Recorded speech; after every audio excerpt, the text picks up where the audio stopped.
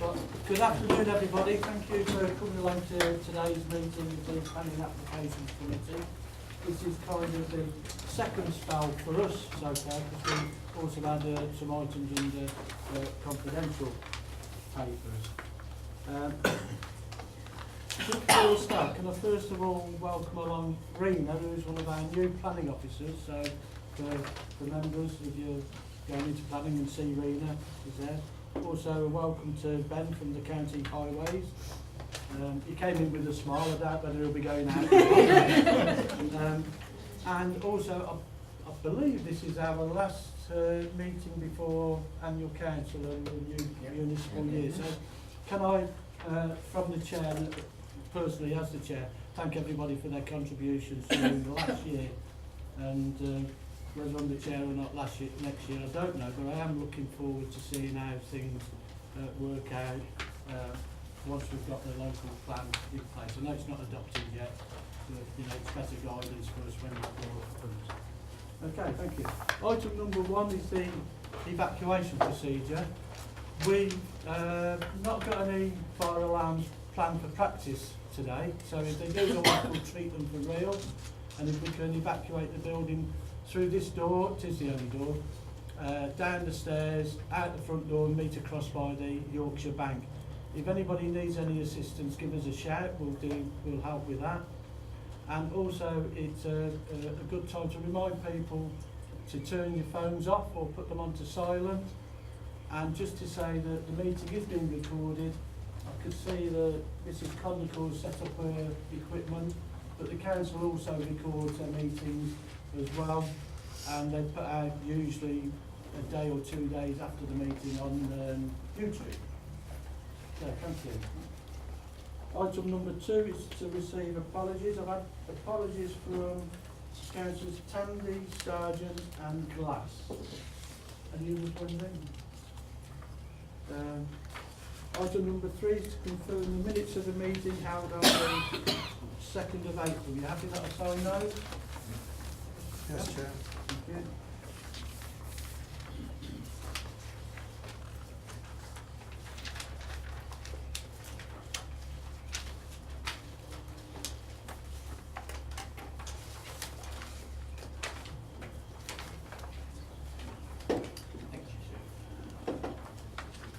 Item number 4 is to receive any declarations of disclosable pecuniary and other interests in accordance with the Members' Code of Conduct, if it's not already printed on the sheet. Councillor Llewellyn. It's still got that I'm a parish councillor. I have already said that I am no longer a parish councillor. Okay, if we can, Yes. we can delete that for future reference, please. Item number 5 are declarations of contact. I think probably like most members, I've been contacted on item 1 and item 4. Yeah, I've also met and spoke with a few residents regarding item 4, but didn't indicate which way I may or may not go. Thank you. Councillor Beaumont? Item 3, Chairman. I've been talking about that for ages. Councillor Shepherd? Yeah, I've been contacted on item 1 for the cells and item 7. 7. Okay, thank you. Right, we move on to item number 6, that's applications where the public have indicated a desire to speak. If I just run through that process for people that haven't been along before, the officer will present the report. Excuse me. Following on from that, we take the speakers as listed on our list of speakers. When you only get 3 minutes under the Constitution, once the egg timer goes off, I will stop you. That's so that it's fair to everybody that they get the same amount of time. However, members can ask a point of clarification. It can only be to clarify something that's been said during that 3 minutes. Following on from that, there may be, the officers may want to come back on anything. And and then once something's been moved and seconded, the committee are able to debate the matter and hopefully reach a decision today. In the majority of cases we do, but in some sometimes we defer items for either a site visit or further information, but generally we make a decision on the day. Right, so that will take us then on to item number 1, which is the land off the Longshoot Nuneaton. Thank you, Chair. This application is for the erection of 75 dwellings, including public open space, surface water drainage, landscaping, car parking and other associated works. The site is an area of land off the end of Greendale Road, which serves the Bellway development off the Longshoot Nuneaton. This site was not included in the red line for the previous Bellway phases. As members may recall, this item was deferred from the Planning Applications Committee on the 12th of March to allow for further consultation with Fire and Rescue and for additional consultation with neighbours. To the north-eastern boundary is a hedgerow that separates this application site from the proposed Calendar Farm development of 850 dwellings that has been approved by committee subject to the completion of a legal agreement. To the western boundary is a hedgerow and a drainage ditch that separates the site from the rear gardens of properties in Gloucester Close and Calendar Close. To the south of the site are houses within Phase 1, and to the southeast is Phase 2. A very similar application has been previously considered by members on the 20th of November last year, where the application was refused. This application is now the subject of an appeal being considered at inquiry. On the 12th of March this year, Planning Applications Committee resolved to withdraw the reasons for refusal on that previous application, and this must now be considered as a material consideration in the determination of the application before you today. Objections received to the current scheme are detailed on the agenda and addendum and raise issues such as increased flooding, increased traffic, proximity to existing houses, impact on wildlife and impact on air pollution. The Council does not have a 5-year land supply of deliverable housing land to meet the identified housing need, on the basis that the Borough Plan has not yet been adopted. Some of the sites allocated within the Borough Plan are in the Green Belt, and this development would therefore contribute to the 5-year housing land supply. This is consequently a matter in itself which carries significant weight in favour of the application. The site itself is within the housing allocation of HSG1 as shown on the plan in front of you. So the blue area of land here is the application site with the access road running down here, and the red boundary is the HSG1 allocation set out in the emerging borough plan. If the emerging borough plan is adopted, this will have the effect of stating that development within that red line is acceptable. The 75 dwellings on this site were not added to the overall expected number of dwellings that could be built on the site. The site was suggested for development early on in the borough plan process through a call for sites, but at that time there was no agreement between the landowner and the potential developer for this site, and therefore was not considered as a deliverable site for the purposes of the borough plan hearings.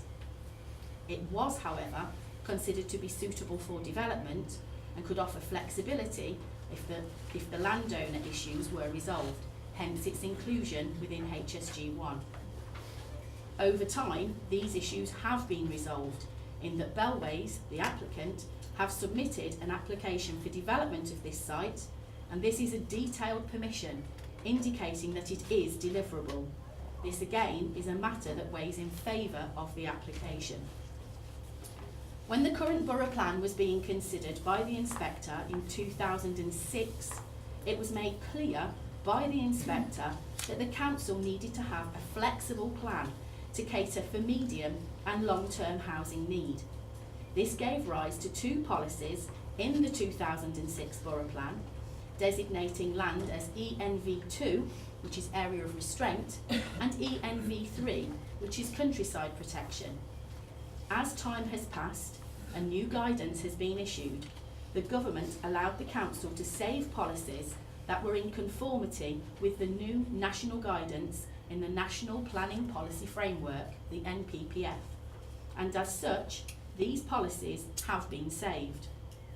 However, further advice issued subsequent to that allowing us to save the policies from central government is that where the council cannot demonstrate a 5-year supply of deliverable housing sites, saved policies which deal with protecting land from development cannot be used to resist planning applications for housing development, and the applications must be assessed in accordance with the remainder of the saved policies and the advice contained within the NPPF. It is clear, therefore, that ENV2 and ENV3 cannot be used to refuse applications for housing development, as they are, in essence, controlling housing supply. As set out in the NPPF, there is a presumption in favour of sustainable development, and where there are no relevant development plan policies, or the policies which are most important for determining the application are out of date, the council is required to grant planning permission unless the NPPF gives a clear reason for refusing the application, or any adverse impacts of approving the application would significantly and demonstrably outweigh the benefits when assessed against the policies in the National Planning Policy Framework taken as a whole. Sorry, too many skipped. The site is at the end of Greendale Road and uses this road as its access. So the red line here is Greendale Road, giving access to the application site. The red line includes Greendale Road because it's not yet an adopted road. It's a relatively long road with no bus routes running along it. However, there is a pedestrian connection close to this site through to the adjacent residential development on St Nicholas Park Drive estate, which is indicated here by this blue arrow. There's also a proposed link road from the development site into the development that is proposed at Callender Farm. And the road through the development site to the Spine Road through Bellway's site is wide enough for a future bus route. This allows for connections between the existing and proposed developments, improving sustainability. Stagecoach, the bus company, are in support of the application for this reason. A contribution is also requested towards a cycle network from county highways, and the development site does include a cycle route which will again go through to the Callender Farm development. In relation to the site layout and design, the proposed layout development equates to 28 dwellings per hectare. The previous phases provided approximately 21 dwellings per hectare. The proposed density of this application site complies with policy, and the NPPF states that councils should avoid approving low densities where there is a shortage of land, and development should make optimal use of the potential of each site. 25% of the 75 dwellings, 19 of them, are to be affordable. This is to be split between 4 one-bedroom properties, 11 two-bedroom dwellings, including 2 rentable bungalows, which is something that housing welcome due to the need for this type of dwelling, and 4 three-bedroom dwellings.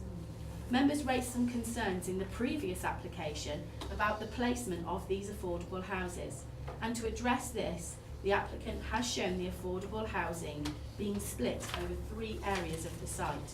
So there's a section to the north here, which provides for 3 shared ownership properties.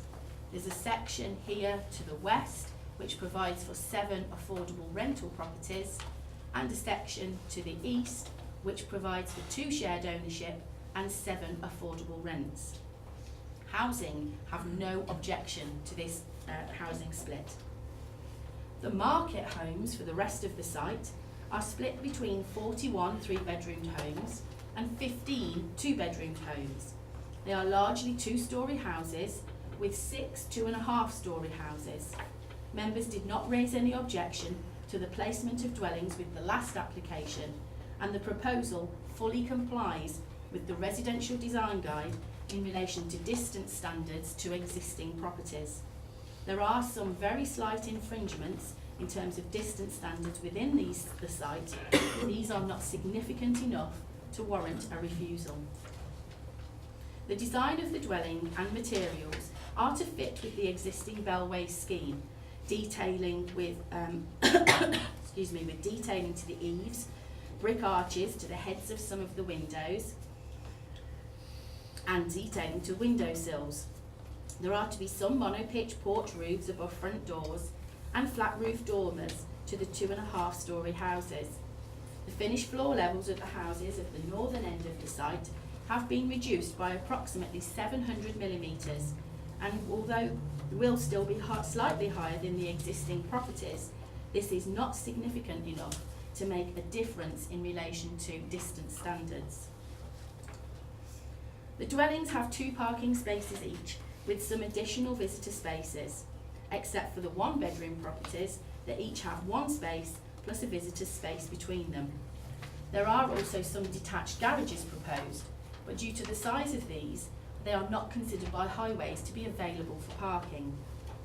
Highways England and County Highways both have no objections to the proposal, subject to conditions and the completion of a legal agreement. One of the core planning principles outlined within the NPPF outlines the need for planning to promote walking, cycling and public transport to make the fullest possible use of the site.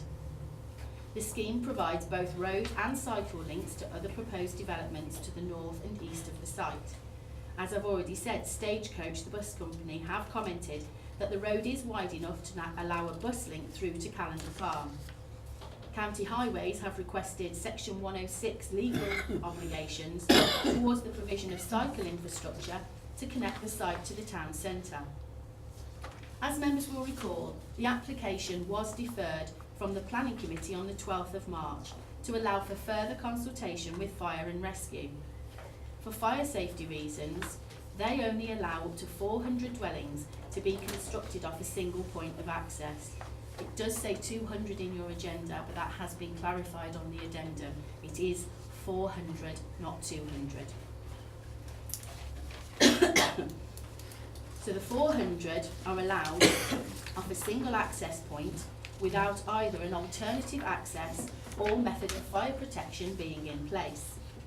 Phase 1 and 2 of the Bellways development totals 376 dwellings.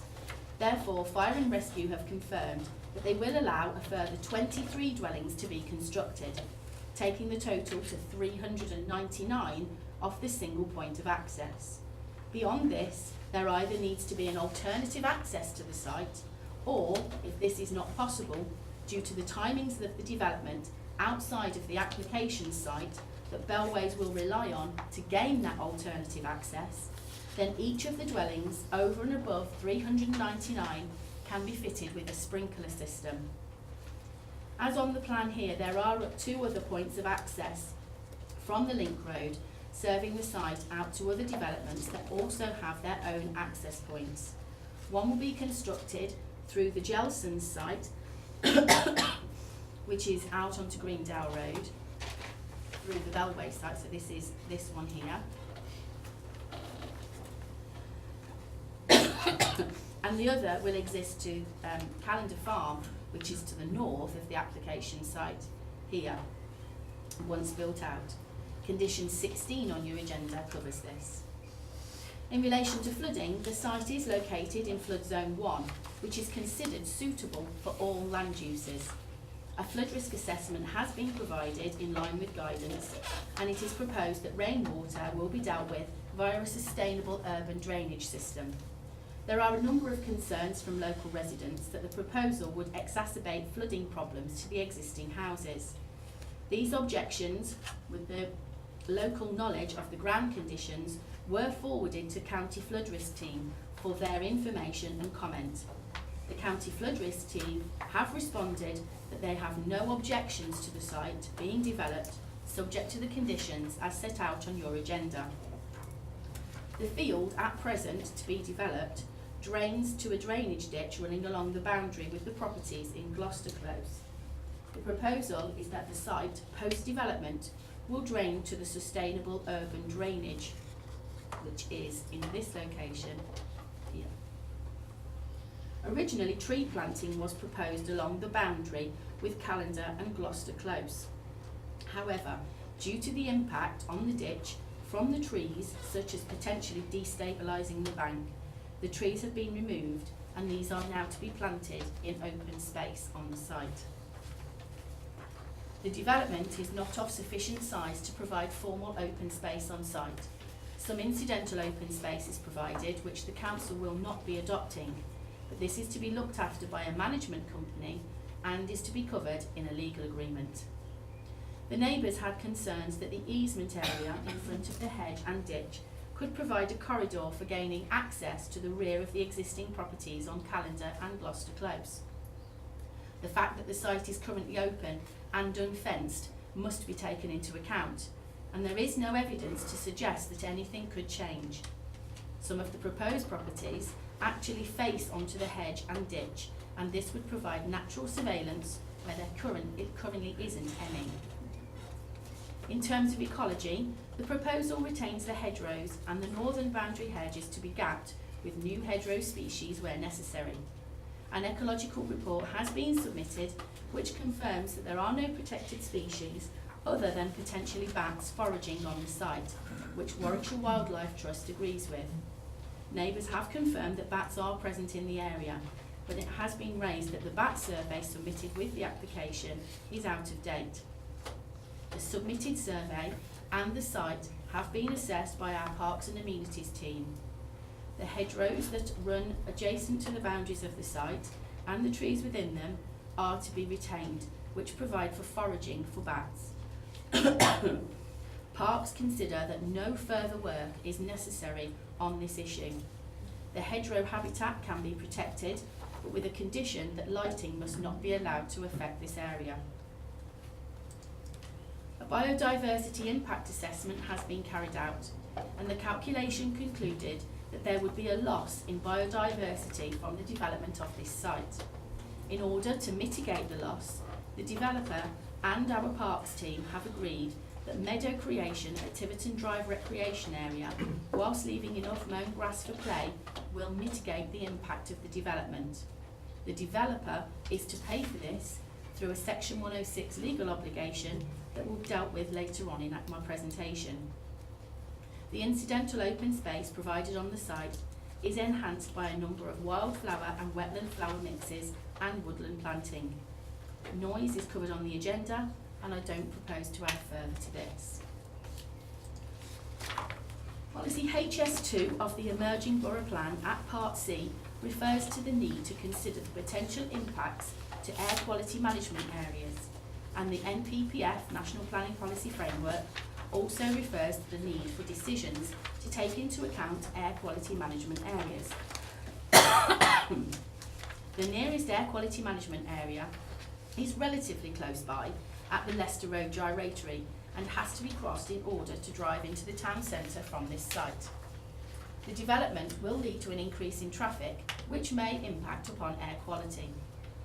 The Council's Environmental Protection Team have scrutinised the air quality report that was submitted with the application and an amended report that has subsequently been submitted. Looking at both of these, they do not object to the application and consider that mitigation can be achieved by condition requiring the provision of electric vehicle charging points, which is a condition on your agenda. Environmental Protection confirm that whilst the air quality report does not extend to include roads outside the air quality management area, it does model further along Hinckley Road going towards the development. The report shows that there is almost no measurable increase in concentrations at even the nearest modelled receptor positions on Hinckley Road, and hence the impact is classed as negligible. it is reasonable then to expect that the impact will be even less the more remote from the development that you are. The site is located about 1.5 kilometres from the air quality management area, and environmental protection do not expect it to cause any measurable impact on the air quality management area due to the distance from the site. Environmental protection do not object to the application, subject to conditions as set out on your agenda. Now, as set out on your agenda, planning obligations should also be considered to make otherwise unacceptable development acceptable. The developer has agreed to pay all of the financial obligations that are being requested.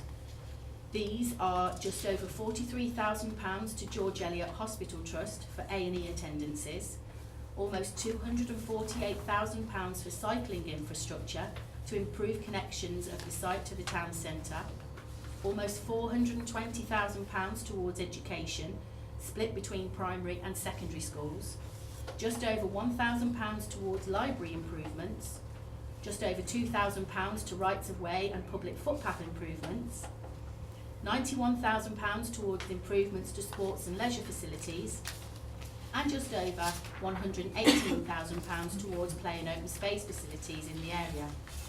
The latest one to be included in this list is almost £34,000 for biodiversity offsetting, which is set out on your addendum. In addition, the developer has agreed to secure 25% of the plots to be used for affordable housing via a legal agreement. The recommendation is therefore approval, subject to the completion of the legal agreement and conditions as set out on the agenda and addendum. Thanks, Chair. Thanks, Claire. Okay.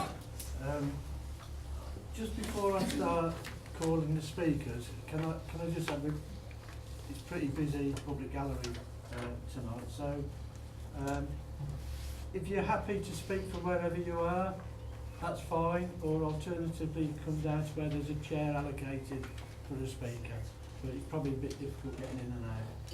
Okay, our first speaker is Councillor Tromans. Sorry? Just talking to You can do it through the chair, please, and I know what's going on.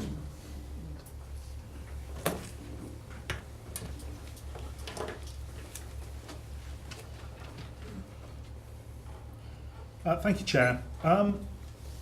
Myself as Councillor for St Nicholas Ward and Councillor Walmsley for Weddington Ward are very disappointed, along with a number of our residents, that this application has come to the committee, given that a very, very similar, if not virtually identical application has come to this committee in November and was rejected, and rejected for good reasons. The applicant appealed, and that appeal was subsequently recovered to the Secretary of State by the MP because of the flaws that we pointed out at the time of the last planning application hearing. Just to recap, we can see there, as the officers drawn our attention to the map for HSG1, there's lots of these maps in the borough plan for the various housing areas, HSG1, 2, 3, 4, whatever. These are the areas within which you can do development, and there is an absolute total number of houses in the borough plan that can be achieved by building in various parts of these various outlined areas. The outlined areas do not mean that all planning applications have to be accepted in all of those areas, and that every single square foot of those areas has to be built on. And indeed, this application was not, as we've heard from the officer, although it's in the red outline area of HSG1, the numbers were not included in the borough plan, nor are they needed to achieve the borough plan target. A borough plan target which both parties have said is due for review and revision downwards. So there are very good reasons why this was rejected before and should be rejected again. The numbers are not needed for the borough plan, even though the area itself is technically in one of the outline areas. The numbers are not needed, and for that reason we should not be approving this application. We've heard from the officer that there were some other good reasons, although not good enough by themselves to reject this application. There was a whole bunch of safe policies, there's a whole bunch of issues about layout and all the rest of it, which by themselves aren't enough to reject an application, but taken together indicate that this is an unsustainable development. And taken on top of the fact that we pointed out when a very, very similar application to this came before us in November, that the flooding on the ground, the flood relief on the ground, isn't working the way it was described, and that residents are unhappy there. We are seeing that water is flowing out, and to be clear, nobody is saying that that land is ever going to flood to 6 or 10 feet deep, or people will be flooded out of their homes. What we are saying is that the ground is remaining saturated for far longer than it should, that people's driveways are breaking up before they should, that hard landscaping in gardens isn't working the way it should, that people can't use their gardens for many months of the year. Now that's not fair in a new home, it makes it unsustainable. Thank you, Councillor Trent. Are there any points of clarification? No, thank you. Melanie Allen. Firstly, I'd like to thank those on the planning committee who refused the original application. For those who approved it, many of us believe nothing we say makes any difference. Not the fact it's been highlighted, government guidelines for legally protected species have been ignored regarding that survey for this site. It's been considered one completed for the original application in 2012 as applicable. Originally, this land was marked as a 4.6 hectare community park. So either as stated by the planning officer, this is a new application dealt with in isolation, therefore a new survey is required, or this land must be formed into the community park as per the original plans. Not the fact that there'll be a loss of biodiversity. NPPF guideline 170 states there must be net gains in biodiversity. This site will lose a naturally formed area of wetland, as shown in the planning officer's biodiversity slide. In mitigation, the answer has been put forward to spend nearly £34,000 improving grassland on a different estate. For the neighbours of this site suffer all the losses and none of the benefits. When redesigning the sites and building just a few less properties could save that naturally formed wetland. Not the fact an issue has been raised concerning emergency vehicle access. I find it astounding a recommendation has been put forward for sprinkler systems to be fitted in 51 out of the 75 properties to resolve this. Who will maintain those systems? If I was a member of the planning committee, this wouldn't sit easy on my conscience. Not the fact that the SUDs, the sustainable urban drainage, are to be situated at the top of an incline on the site. When did water run uphill? Gardens to Calendar and Gloucester Place already become waterlogged, and this will only get worse. Look at the history of the gardens on Paddock Drive, which back onto the site, they're protected by underground water tanks. Statutory consultees have not objected, but they haven't been supplied with the correct information. Existing properties will lose privacy, and the planning officer advises it's acceptable for windows in new properties to overlook existing gardens, but the same windows can't be moved to overlook gardens which don't yet exist. Children are commuting outside of the borough to be schooled, but despite thousands of houses granted permission, there's still not one extra class for underage for any age child. This site is not allocated for development in the borough plan, now approved by the planning inspector. Within the inspector's report, it's stated this one location already accounts for nearly a third of the housing requirement. Additional development outside the borough plan and this location would result in a disjointed and unsustainable pattern of development. It's also noted, original public consultation diagram, phase 3 is where Bellways said they would put a woodland. Thank you. Are there any points of clarification? No? Mrs. Michelle Conley. Thank you. I request that the committee refuse this application on the grounds of prematurity. In the inspector's report on the borough plan, he made it clear that HSG1 should not be expanded above 4,419 homes. The number of homes on identified developments in HSG1 are already above this number. The inspector said that this was as many as the market would bear, so approving this site would simply displace sales from other sites, which include trigger points for vital infrastructure. On the loss of biodiversity, the documents initially presented were wrong. Bellway have conceded that the residents were correct and the land has rewilded after several years of not being farmed. A new report has now been submitted. This clearly shows that the site has an area that floods and is wetland. This shows that we need a larger attenuation feature which will also capture any overflow from the ditch to the west. It is not reassuring to read in the report that the county flood risk team have reiterated that the application is subject to condition for further details to be provided at the detailed design stage to ensure the scheme does not increase flood risk in line with the national policy, i.e. the existing plans do not definitively show that existing homes would not be at greater risk. Still on biodiversity, the NPPF paragraph 170 states that the planning system should contribute to and enhance the natural and local environment by minimising impacts on biodiversity and providing net gains in biodiversity. It does not say if possible, as it does in the officer's report. Mitigation somewhere in the borough does not help the existing residents. We are used to seeing farmland, scrubland, with the wildlife it contains. Having mitigation elsewhere does not help us. We need to be seeing the birds, the butterflies, etc. as we do now. This is necessary for everyone's mental health. There is an easy way to get biodiversity gains on this site. Build fewer houses and have more open space. The air pollution report excludes the impacts in the AQMA, which is stated in the officer's report, all traffic from the development passes through to get to the Nuneaton town centre. If you've got more homes, you've got more traffic, slower traffic, longer queues, more pollution. With the fire and rescue, this application would create a massive cul-de-sac of 450 homes. A previous application on the Persimmon site put a limit of 250 homes before the second exit was required. This site seems to be having a fudge of sprinklers, but as sprinklers are not instead of the fire brigade attending, it is still a huge issue. It means that one house might have a sprinkler system but the neighbour not, and the fire brigade still have to get through the same point. The report says, as this site is less than 200 homes, adoptable open space does not have to be provided within the phase, which allows for the scheme to be denser.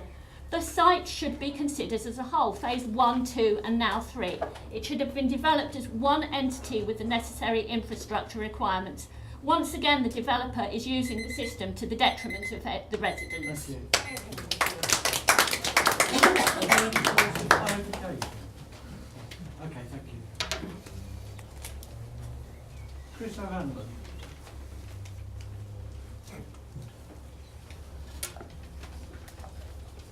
Thank you, Chair. Thank you for the opportunity to speak. The application before you is for 75 new homes and represents the third phase of residential development by Bellway Homes at Land Off the Long Shoot. Members have previously approved the first and second phases of development. Phase 1 is now completely sold out, and construction is underway on Phase 2 with sales of around 30 properties per year being achieved. The principle of residential development on this site has been supported by the Council through the emerging local plan process, resulting in the site being allocated for residential development. The Council cannot currently demonstrate a 5-year supply of housing land, and therefore the presumption in favour of sustainable development clearly applies to this application, and thus the principle of development for the site is considered acceptable. Since the application was deferred by this planning committee in March this year, Bellway have undertaken to resolve the issues raised by Warwickshire Fire Service, and we've been able to agree an acceptable solution that can be secured via the planning conditions set out in your officer's report. In addition, we've worked closely with your open space officer concerning the level of biodiversity enhancement that the site will deliver, and agreed an acceptable solution involving the financial contribution being made to improving existing open space at Tiverton Drive. The application site will include 25% affordable housing and is therefore policy compliant. In total, 19 of the dwellings will be affordable, and this weighs significantly in favour of the proposals. The Borough Council does not have a 5-year deliverable housing land supply, and this application delivers social, environmental and economic benefits, which are positive aspects within the planning balance. The County Council's flood team have reviewed the proposals and confirmed that they have no objection from a flooding and drainage perspective, subject to conditions. Bellway Homes have agreed to the Section 106 contributions requested, as detailed in your report, and these total around £960,000. These include improvements at George Eliot Hospital, provision of cycle infrastructure from the site to the town centre, additional primary and secondary school places, enhancements to local playing pitches and other public open spaces, and their ongoing maintenance costs, as well as the provision of 25% affordable housing on site. Finally, as set out in your officer's report, Bellway have accepted a reduced time limit for the expiration of any planning permission that is granted by this planning committee, reflecting our commitment to deliver these new homes quickly in order to meet the demand that currently exists.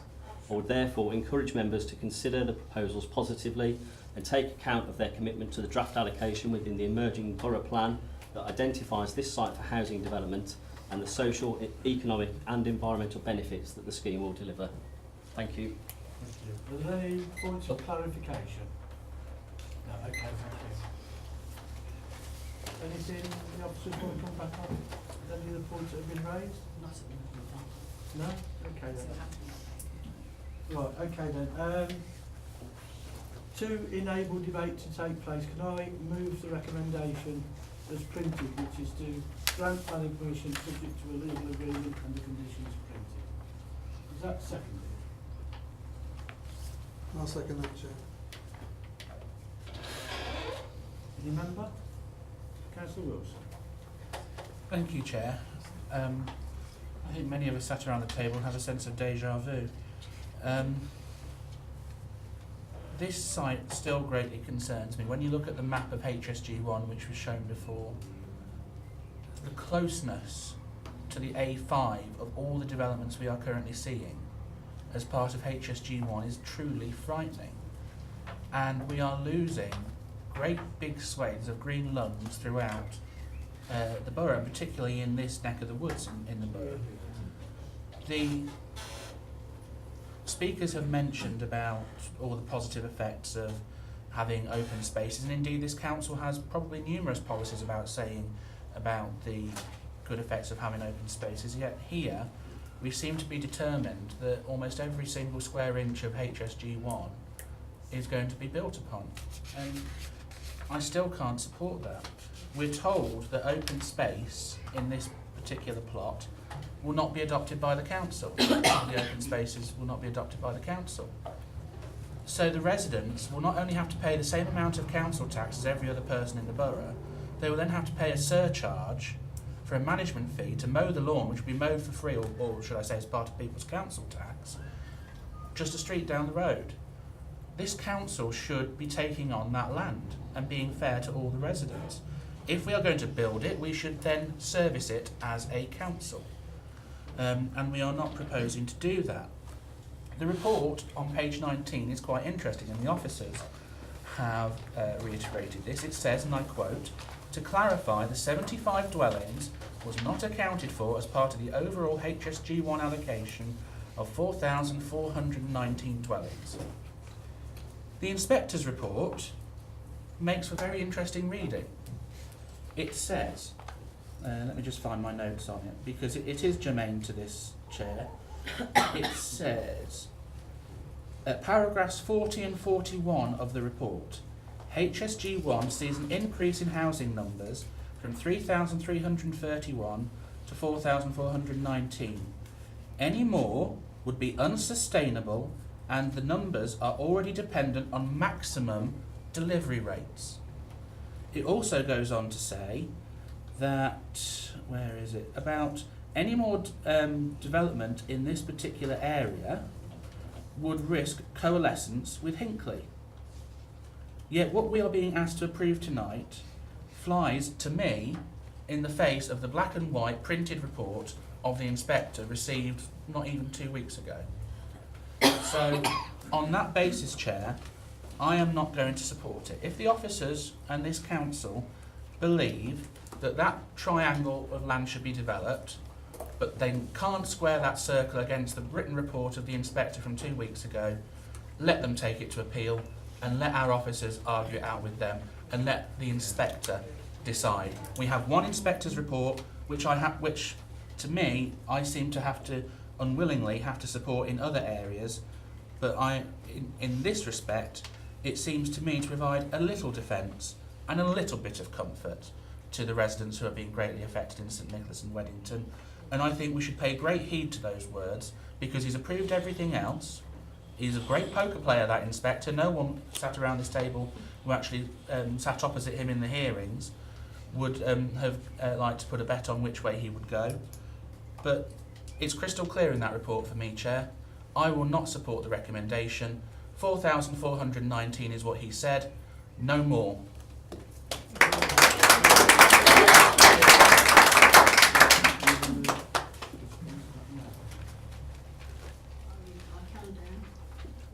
just interested about this thing about the inspector, the local planning inspector against the planning inspector. Yeah, the local planning inspector has given us a report on the examination of the local plan. That isn't a policy of this council and couldn't be used as a reason for refusal. Yeah, His words, it would be a material consideration both in your discussions now and in any inspector's planning inspectorate appeal. The inspector's report won't become a policy of this council until it's adopted. Both planning legislation, regulations and this council's constitution says that can only be done by full council. If I may. Was there anybody else indicate to speak? No? Last speaker then. If I may, Chair, we can't, as a council, have our cake and eat it. I accept it is not an adopted policy. But the NPPF says that the closer we are to adoption, the greater weight we have to put on the report. Now, I don't know what discussions other members have had with senior officers. My discussions with senior officers have led me to believe we are probably 6 to 8 weeks away from having this adopted. I believe it's going to overview and scrutiny on the 9th, with a view to it going to Cabinet on the 22nd. And I've encouraged or given representations to the executive directors to call an extraordinary council as soon as possible thereafter. I think the original plan was 17th of July, you said, didn't you, Catherine? Mm-hmm. So we are, whilst we technically can't get away with refusing it on grounds of prematurity, I believe there is sufficient wiggle room among paragraph 48 of the National Planning Policy Framework to put greater weight on the inspector's report. And then let's see what happens with the adoption of the borough plan. By the time it gets to be considered, one would assume the borough plan would be adopted, and those paragraphs I referred to would have even greater weight, I would believe, if it was to go to inspection and we'd approved it by that point. I don't think the residents have seen a lot of money from this council go into supporting something which they fundamentally disagree with. Let's spend, if we have to, a little bit of money defending our residents' interests for a change. Okay, thank you. The recommendation was moved and seconded, and that is to grant planning permission subject to a legal agreement and the conditions printed. All those in favour of that? And against?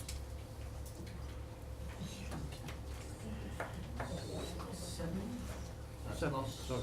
And abstentions? Okay, so that's not approved.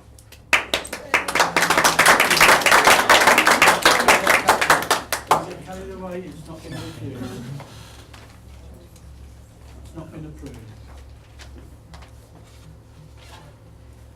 I don't know how many times this year I've had to do it. I'll go through it again. When we've got a recommendation in front of us and it's not been approved, that means there's nothing on the table. Somebody needs to move something else, or not, and then it's just not here. Councillor Wilson. Thank you, Chair. I was just trying to think of a form of words to try and put into effect what I was thinking before I move something, but I'm sure Catherine will assist me with some of the technicalities. I move refusal on the basis that the numbers are outside of the emerging borough plan for the site HSG 1 in accordance with paragraph 48 of the NPPF, which this committee believes that significant weight should be placed on the emerging borough plan and the inspector's report. I'd like to second that, Chair.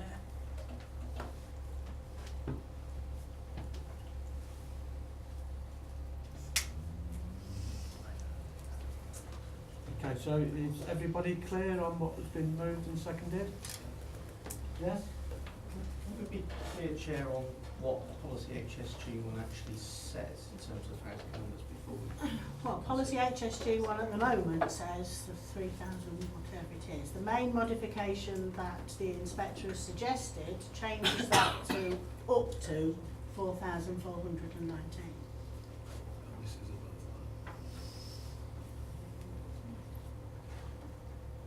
So sorry, for me, it's probably me. So is this above that, below it, on the line with it? Well, How do we know? sorry, the inspector says at least 4,419, not up to. That's my mistake. Sorry. It said up to before. He suggested it says at least. So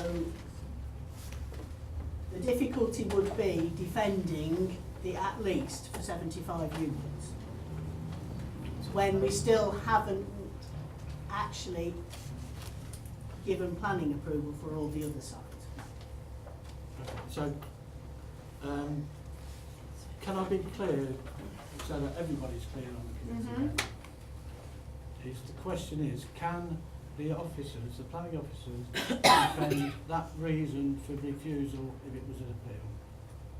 It would be difficult because at the moment the inspector in his report is suggesting that it requires a main modification which says at least, and that plan hasn't yet been adopted, and once adopted it can only be adopted with all those main modifications. So we can't pick and choose the main modifications. So if adopted, the adopted plan is likely to say up to 4,419. Yes, Chair. 2 points. I think the first, I need to come back to what Councillor Wilson said in terms of the inspector's letter, and I'll come back to that because I think you may have misconstrued what the inspector was saying. In paragraph 109 of the inspector's letter, which is in connection with HSG1, the inspector says, to make the plan effective and recognise its full potential during the plan period, I recommend main modification 20 and 32, which would clarify that the revised capacity of this strategic location over the plan period would be a minimum of 4,419. So there's no cap.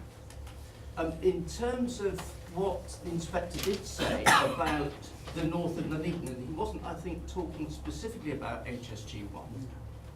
He was actually talking about the number of dwellings that have been allocated up to the boundaries of HSG1, and he is effectively saying that he doesn't think that we should go outside of the boundaries of the existing HSG1 allocation. In other words, he's talking about adding on to those existing. He thinks that's at capacity. Now the issue for us is this application is actually within the HSG1 allocation. So it's not about numbers, it's about the boundary. So I'm just going to find the paragraph just to clarify. Paragraphs 40 and 41 are what I looked at, Chair. 40 and 41, that's what I've just been looking at. So, Chair, if I just read this out to you.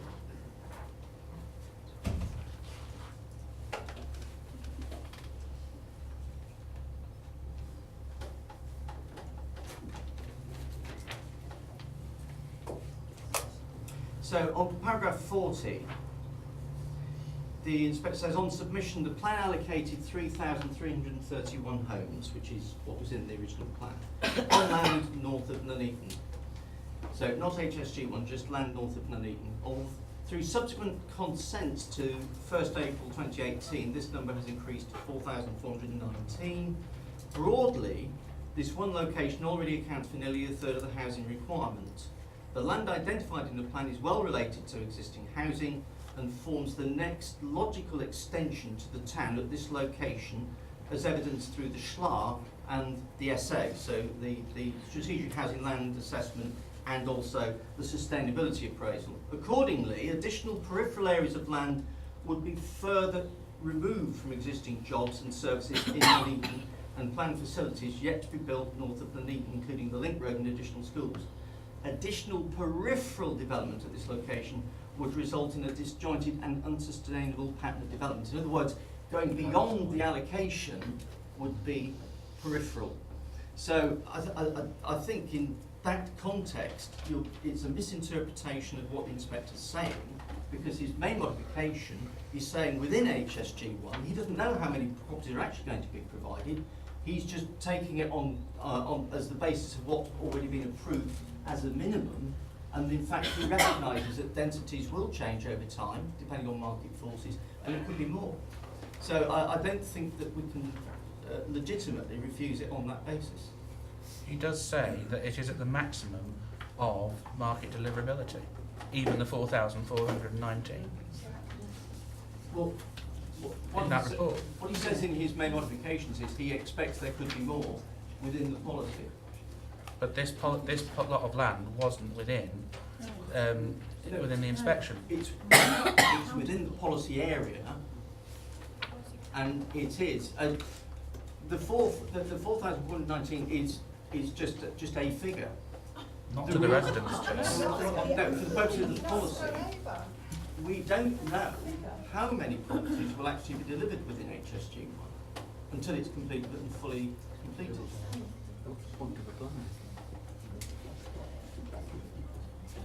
Okay, right. Where I was now. We've got to the point that, yeah, the question was, is whether the planning officer's professional advice is whether what's been moved and seconded can be supported at appeal if it was to be passed by this committee. So the answer is no to that. Now I can't make members alter what's been put forward, but I do have to say to members of this committee, you do need to take account of the possible consequences of supporting such a thing as this, and if it goes to appeal, and any cost effect on that.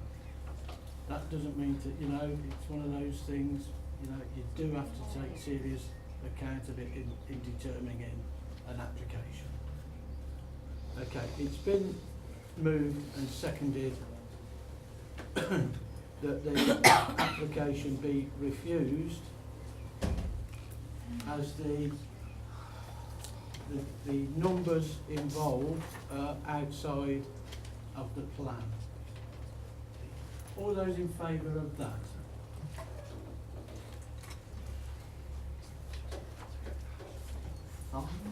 And against? 3, sorry. 5. Abstentions? Yeah, no. And abstention. 2. That's refused. The application is refused.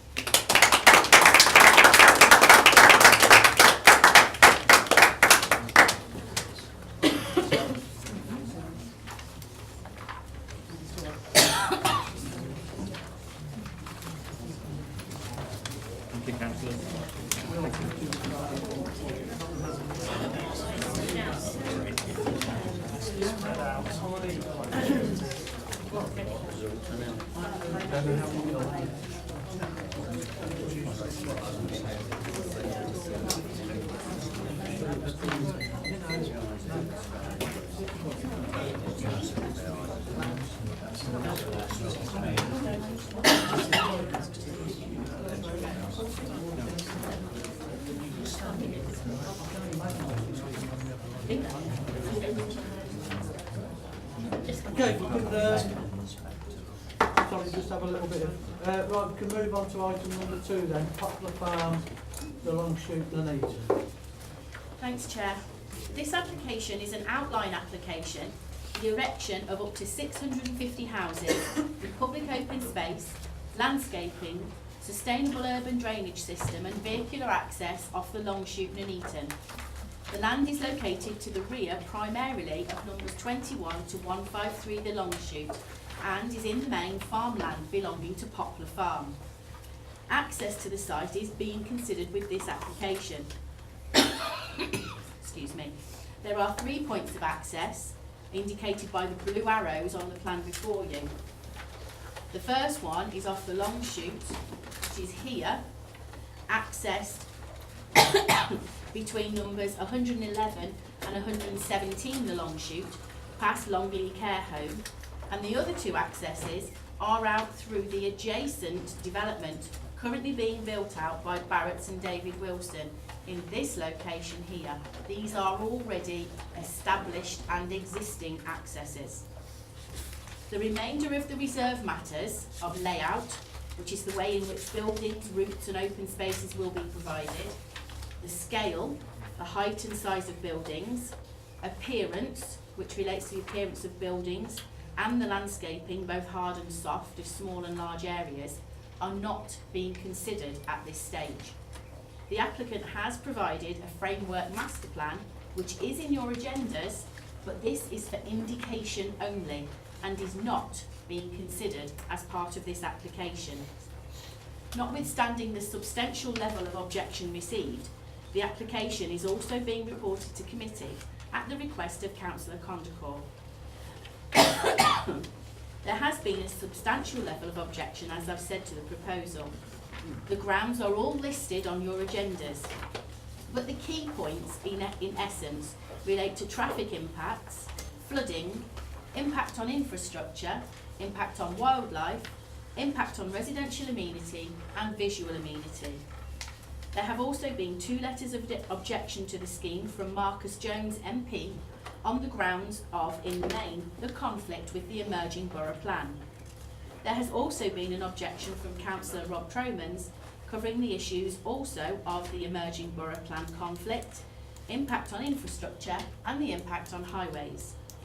2 letters of comment covering matters such as the access being retained to the rear of the properties on the long shoot, and comments relating to the installation of bat and bird boxes, and 1 letter of support indicating that if there was a community hall or other use on this site, it would allow social engagement for the local churches, have also been received. Officers consider that the key issues with this application are the principle of development on the site, the impact on highway safety, the impact on biodiversity, and the impact on residential amenity, noise and air quality, flooding and drainage, and the requested Section 106 obligations. In relation to the principle of developing on the site, the Council, as we previously said, cannot at present demonstrate a 5-year deliverable supply of housing land, and as such, the land protection designations of ENV2 and ENV3, area of restraint and urban and rural countryside, in the existing borough plan cannot be considered to control development on this site. In line with the NPPF, the Council is therefore in the position that there is a presumption in favour of sustainable development unless the impacts of granting planning permission are so adverse that they demonstrably outweigh the benefits. As members are aware, there is a large housing allocation across the road, HSG1, which we've previously talked about. This is where the Council has considered through the emerging borough plan that development should be directed. In the main, this is either being developed or has applications in the pipeline. Now this particular site is in blue on the bottom of this site here and is outside of the allocated site for housing in the emerging borough plan. In relation to highway safety, the NPPF requires that a safe and suitable access to the site can be achieved for all users and that any significant impacts from the development can be cost effectively managed to an acceptable degree. It also goes on to say that development should only be prevented on highway grounds if there would be an unacceptable impact on highway safety or where the residual cumulative impacts on the road network would be severe. As I've previously said, access to the site is proposed at 3 locations, indicated by the blue arrows on the plan. County Council Highways have been consulted on this application and have objected to the proposal. They consider that the modelling carried out for this scheme of the impacts of the proposal indicate that there will be a discernible impact on the highway from this development. The impact is most severe during the forthcoming local plan period to 2031, where each vehicle travelling on the network experiences a 30-second delay. The applicants did not agree with this position and considered that contributions to mitigation for schemes would address the impact that their development creates. However, Highways didn't agree with this. The Infrastructure Development Plan identifies the mitigation schemes that are required to enable delivery of the identified sites in the Borough Plan.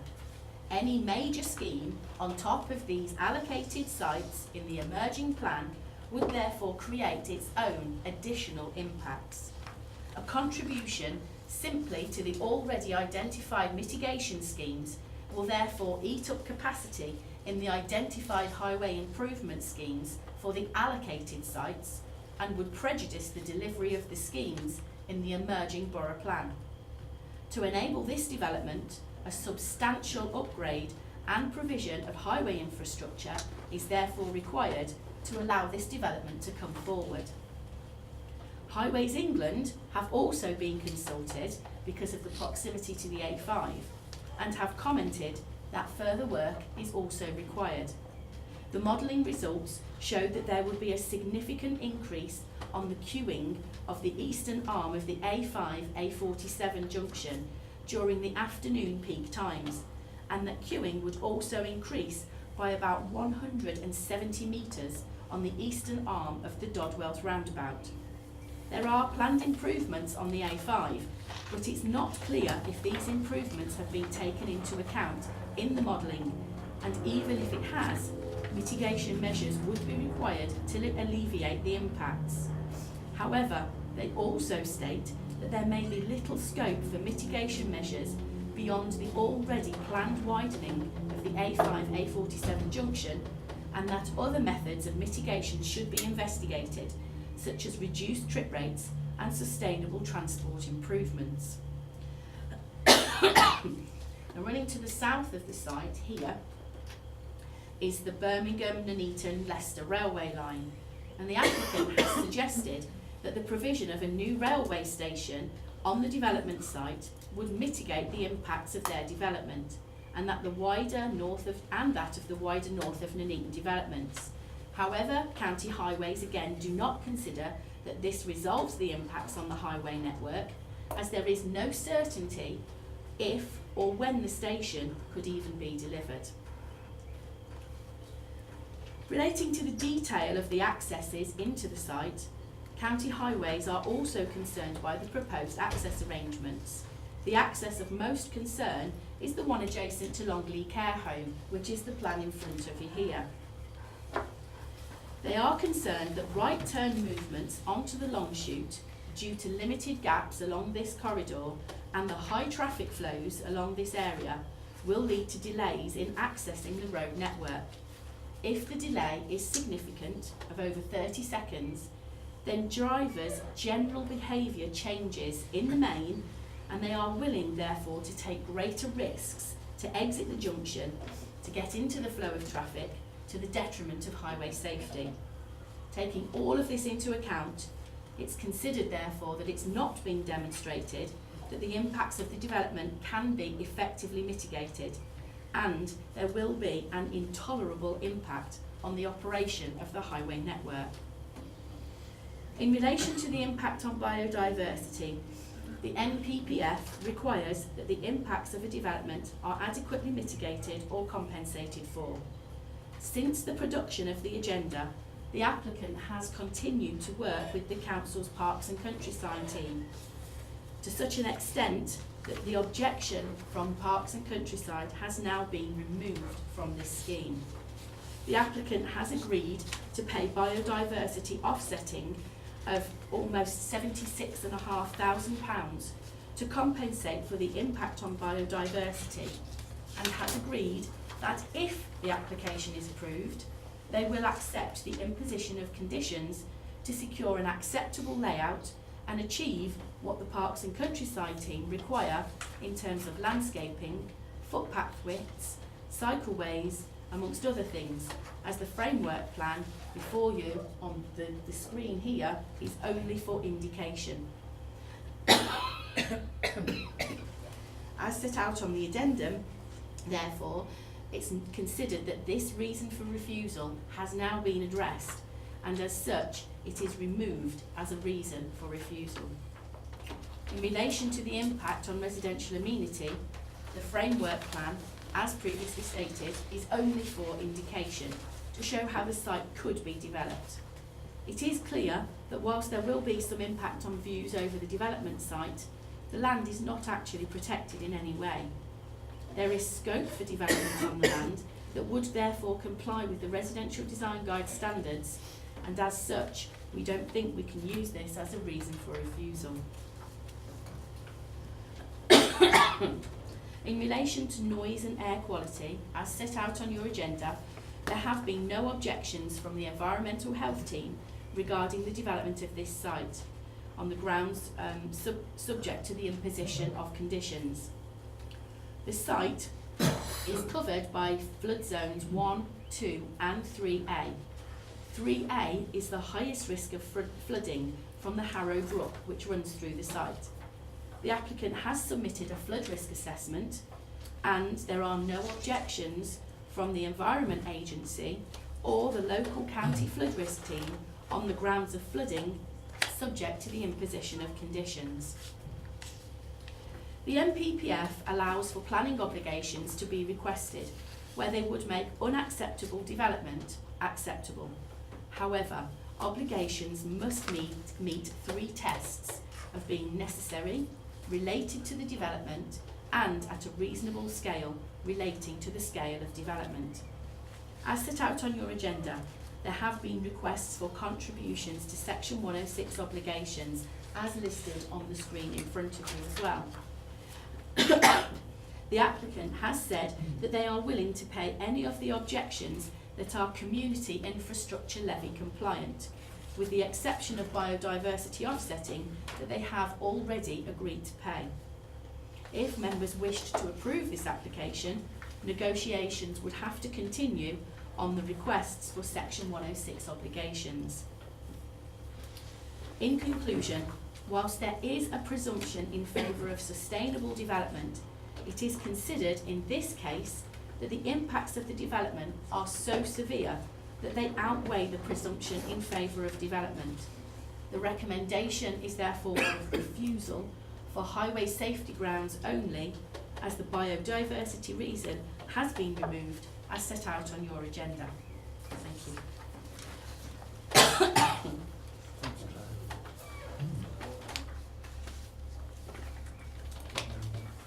You all right for now, Ben, or are you just happy to respond? I'll just have to respond later on. Right. Can't point something else. Councillor Trobe.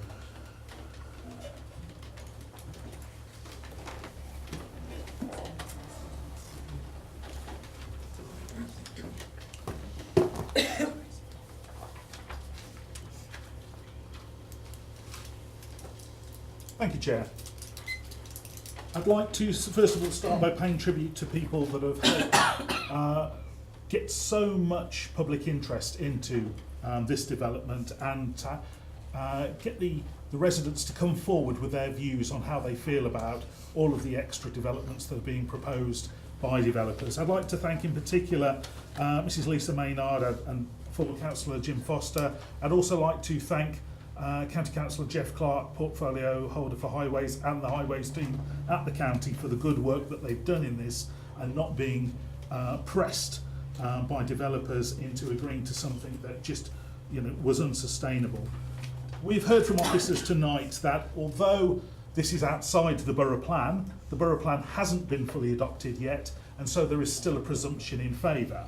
I would remind the committee that actually, with the borough plan almost complete, being at the final stages, that you can attach very substantial weight to that borough plan. In any case, the presumption in favour of development only applies to sustainable developments, and this is certainly not a sustainable development. There are no schools, no doctors or other amenities being delivered as it is with all the development in St Nicholas and Weddington, and this isn't going to deliver any in the near term either. In fact, the only thing that this application would deliver is gridlock in the roads around there. as the inspector alluded to, and as Councillor Wilson referred to before, and as I have been saying to this committee for well over a year now, we are in a situation of market saturation, particularly in that area of St Nicholas, where another development will not add meaningfully to the 5-year land supply, because the properties, all that will happen is they will just cannibalise the existing finite pool of buyers for that small geographical area. And that's something that the inspector himself has alluded to, and something that we've seen on the ground from undertaking research, and it's certainly something that is coming out from speaking to residents. In fact, the report and the officer went on to say that actually allowing this application would prejudice the delivery of existing applications that have already had approval. So if anything, it might set us back on delivering the 5-year land supply. So to me, there are these compelling reasons that I have listed why this should not be accepted, and why you are right to follow the officer's recommendation to reject this application. And I hope that the committee will do so unanimously to send a message to residents that we are listening, and that we won't allow development to go ahead just because speculators press and shout loud enough, or keep coming back time and time again. We have to only give development where it's going to be in the benefit of the residents, of the borough and of the local area. Thank you. Thank you. Are there any points of clarification? We've got, thank you. Lisa Maynard.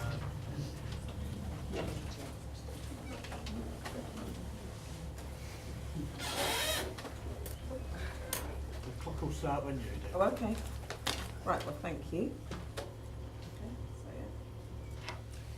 So the land proposed was never part of the housing allocation identified for housing in the local plan, contradicting government guidance as outlined within the National Planning Policy Framework, and it is not needed for the borough plan. There has been a disproportionate amount of housing allocated from the emerging borough plan in the north of Nuneaton. As a main thoroughfare in and out of Nuneaton, the long shoot has been overdeveloped. It has been saturated with new and ongoing developments, eradicating farmland in the process, altering the visual impact, the character, the appearance of the area beyond recognition. It also places a strain on existing services and on a road ill-designed to cope. If Poplar's Farm was given the go-ahead, it is fact that it will contribute and equate to what would be thousands of new houses injected into one concentrated area. The cumulative impacts are severe given the absence of any planned or substantial infrastructure in place. There is already an unnecessary strain on residential amenities with the absence of the proper infrastructure to sustain such an injection of properties, people, cars into and around this road and accommodate such changes. In turn, there will also be a detrimental effect on community amenities as well, like hospitals. The proposal of new schools are years away from being completed to alleviate current pressures placed on existing educational facilities in situ. By having no infrastructure in place, the NPPF is not being adhered to in performing its economic role. Sustainable development should really mean meeting the needs of the local population and community without compromising the future needs of such people and future generations within this borough and part of this borough. The word sustainable shouldn't be bantered about just to sell and justify the injection of houses in an area where there is only a few shops and services within walking distance. The majority of the houses are aimed at families where it would not be practical to walk home with a weekly shop. And regrettably, the town is currently not an appealing offer. The move to a low carbon economic and green environment as outlined in the National Planning Policy Framework cannot be met by overdevelopment for a commutable community. The number of single access roads on and off the long shoot continues to rise, creating their own problems given they are cul-de-sacs and dead ends. It is not viable to introduce more access roads in the absence of a competent highway infrastructure on a main road neither designed or equipped for the massive continued uptake in general usage which is constant and ever growing. The road system is inadequate. Objections have been previously raised by the highways regarding the detrimental impact, concluding it's fundamentally flawed and not in accordance with the NPPF. We petitioned and emailed our objections, which have not changed, and they are becoming more real. Thank you. Are there any points of clarification? No, thank you. Thank you. Jim Foster.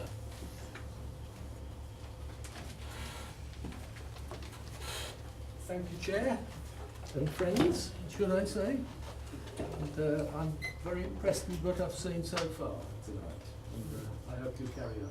I'm not going to run into my 3-minute problem I usually get. I've made enough protests about all of these things. I voted against every application which came into St Nicholas, quite rightly in my belief. We were talking about the A47. Today, the A47 exists in Warwickshire only in the one and a half miles, which is the Longshoot and Hinkley Road. It disappears at the town bridge, railway bridge. Everything else is gone. The Camp Hill Road, which was the A47 and the cross country. Have a look at the map, it's all gone. And we did need a bypass. I was around in 1971 when the M6 was built. Bedworth was bypassed. Unfortunately, they're catching an awful lot of traffic now, which is through traffic. Recently, I've done a lot of work with my sat-nav in the car, being at the south of the M6 and just setting my sat-nav for Leicester. And it doesn't matter where you are, south of there, it always takes you through the centre of Nuneaton. It's got dual carriageways and so on. It's like the late great Terry Wogan used to say, Nuneaton's the only town where the ring road goes straight through the middle. And he was right about that. As for Poplar's Farm, not me.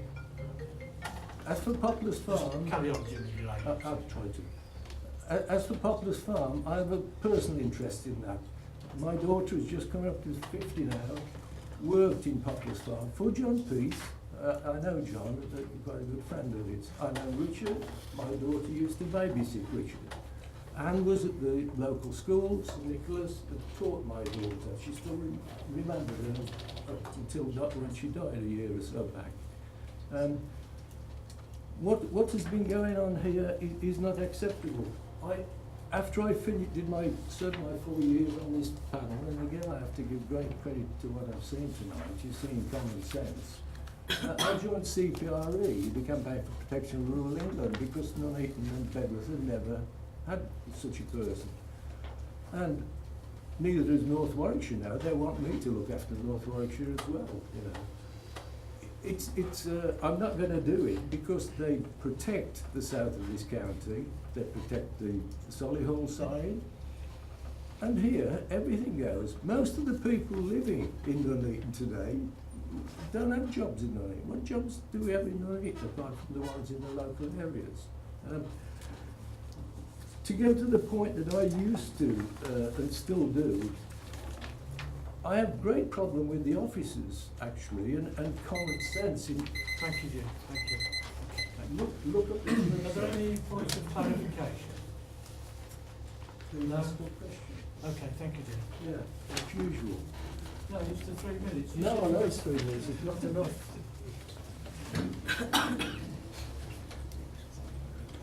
Anything else to come back on at the moment? Nothing to come back on at the moment, but Ben would like to just add a little thing about the recommended reason for refusal. Okay, is that okay? So, councillors, under the recommendation for refusal, you've got, on highway grants, you've got 2 paragraphs from the National Planning Policy Framework. You've got paragraph 108 and paragraph 109. I would like to include, if you would indulge me, paragraph 110, 110. Notably matters A, which is to give priority first to pedestrian and cycle movements, both within the scheme and neighbouring areas, and second, for as far as possible, to facilitate access to high quality public transport with layouts that maximise the catchment area for bus and other public transport services, and appropriate facilities that encourage public transport use. C, create places that are safe, secure and attractive, which minimise the scope for conflicts between pedestrians, cyclists and vehicles, avoid unnecessary street clutter. That bit isn't the relevant bit, but the first bit is. And D, allow for the efficient delivery of goods and access by service and emergency vehicles. The justification being the modelling demonstrates that there's a significant impact upon the highway network. You've heard from the council officer that the county said that wasn't acceptable, they proposed contributions. They haven't provided any other alternatives, including sustainable transport. So rolling 110 into as an additional paragraph to those two just beefs up that side and alongside the access arrangements, if you're happy, Chair and officers. Okay, well, it'll be for the committee to decide. Yeah. Thank you for that. Right, in that case, can I move the recommendation, which is to refuse planning permission for the reasons as printed, and also with the additional reason that's just been given us by the highways officer for the county? Seconded, Chair. Okay. Are members happy that that's included in the reasons for refusal that we're considering, yeah? Is that seconded? Yes, Chair. Okay, thank you. Any member wish to speak? Councillor Wilson. Thank you, Chair. It feels like finally, after years of banging on about something, we're finally actually listening to residents and common sense and getting everything lined up where it needs to be, because this planning application is more than a step too far. It seems completely at odds with all logic when you look at the local network. My ward of Whitestone directly adjoins this patch. In fact, the railway line, as mentioned, is the dividing line between me and St Nicholas. And to hear tonight that they're even considering a parkway on that stretch is the first I've heard of it, and I'm thinking, whilst it sounds good on paper, how on earth is it actually going to be delivered? And I think that's the conundrum which Warwickshire County Council have also faced as well. The fact of the matter, from my perspective as a ward councillor, East Borough Way is struggling to cope as it is now. The dualling after the railway bridge going into St Nicholas, actually, to be fair, is working pretty well, and the conditions which this committee put on in dealing with that have worked pretty well, and even people who don't like the development have said, to be fair, they've done a good job in making that happen. But the problem you're always going to face with East Borough Way is the railway line. You can't get across it, not without spending an awful lot of money, which the developers aren't going to spend, Chair. And then it flows through all the way, because most of the jobs tend to go out the M6 way, going through Highfield Road. There are some planned improvements there as part of one of the HSG sites, the other HSG site in my patch, I can't remember which number it is. But all the traffic goes up towards the new Hamburger Island or up past the old Fleur-de-Lis and all converges up there, and makes the traffic around that area, starting around that area, a nightmare. So I am so thankful that officers and highways have actually got together and come up with, I think, are very, very strong reasons for refusal, Chair, which will safeguard local residents, protect the highway network, but also save the residents who would have gone on there if we hadn't, or if we don't vote against it, from ending up with a living nightmare from being on that site, because to get in and out of that site would be very difficult, whichever way you try and look at it, I would suspect, because the long shoot is already a nightmare. You tend to go left if you're coming out of the estates to go towards Hinckley, because you can't turn right to go towards Nuneaton. So I am more than happy to support this recommendation, Chair. Finally, we have a logical and sensible conclusion. Thank you. It's been moved and seconded, the recommendation, which is to refuse planning permission for the reasons as printed, plus the additional one in relation to 1110. Everybody clear on that? Okay then. All those in favour of the recommendation? Yeah. Okay, thank you. So that's refused.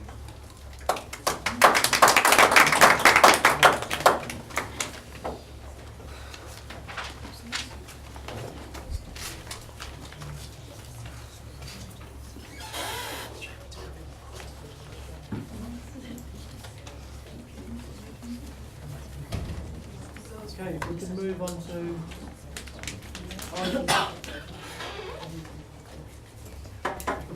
to item number 3, please, the Council House, Curtin Road, Nuneaton.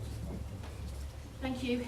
This planning application is for the change of use of the council house just next door to a hostel of 38 bedrooms with an ancillary office, storage, laundry, training rooms, kitchens and other associated rooms.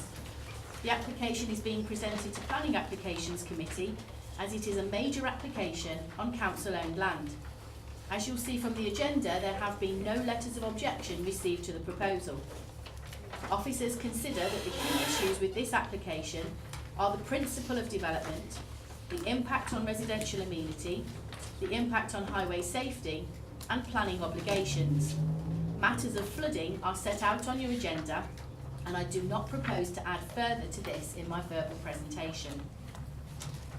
The use of council offices is a sui generis use, which effectively means in planning terms that it is a use on its own, and therefore planning permission is required to change it into any other use.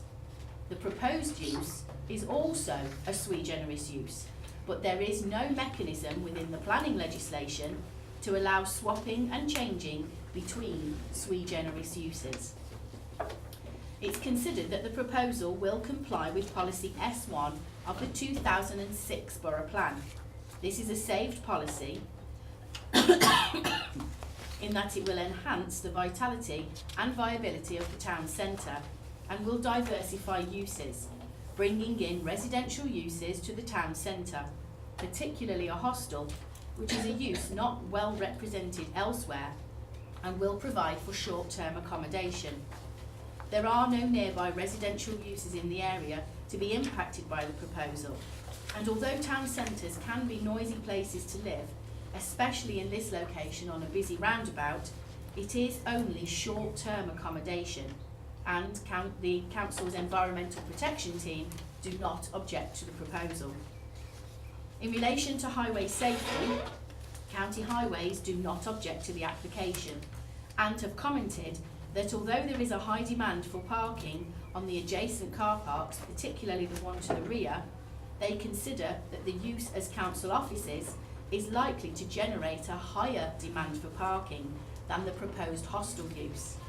In addition, this is a sustainable location with other modes of transport in easy access. There have been requests for planning obligations internally from both parks and leisure services.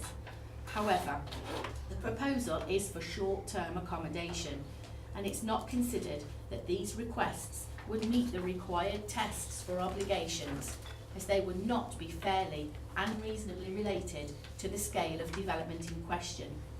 It's considered, therefore, that these obligations cannot be requested as part of this application. The recommendation is one of approval, subject to the conditions as set out on your agenda. Thank you.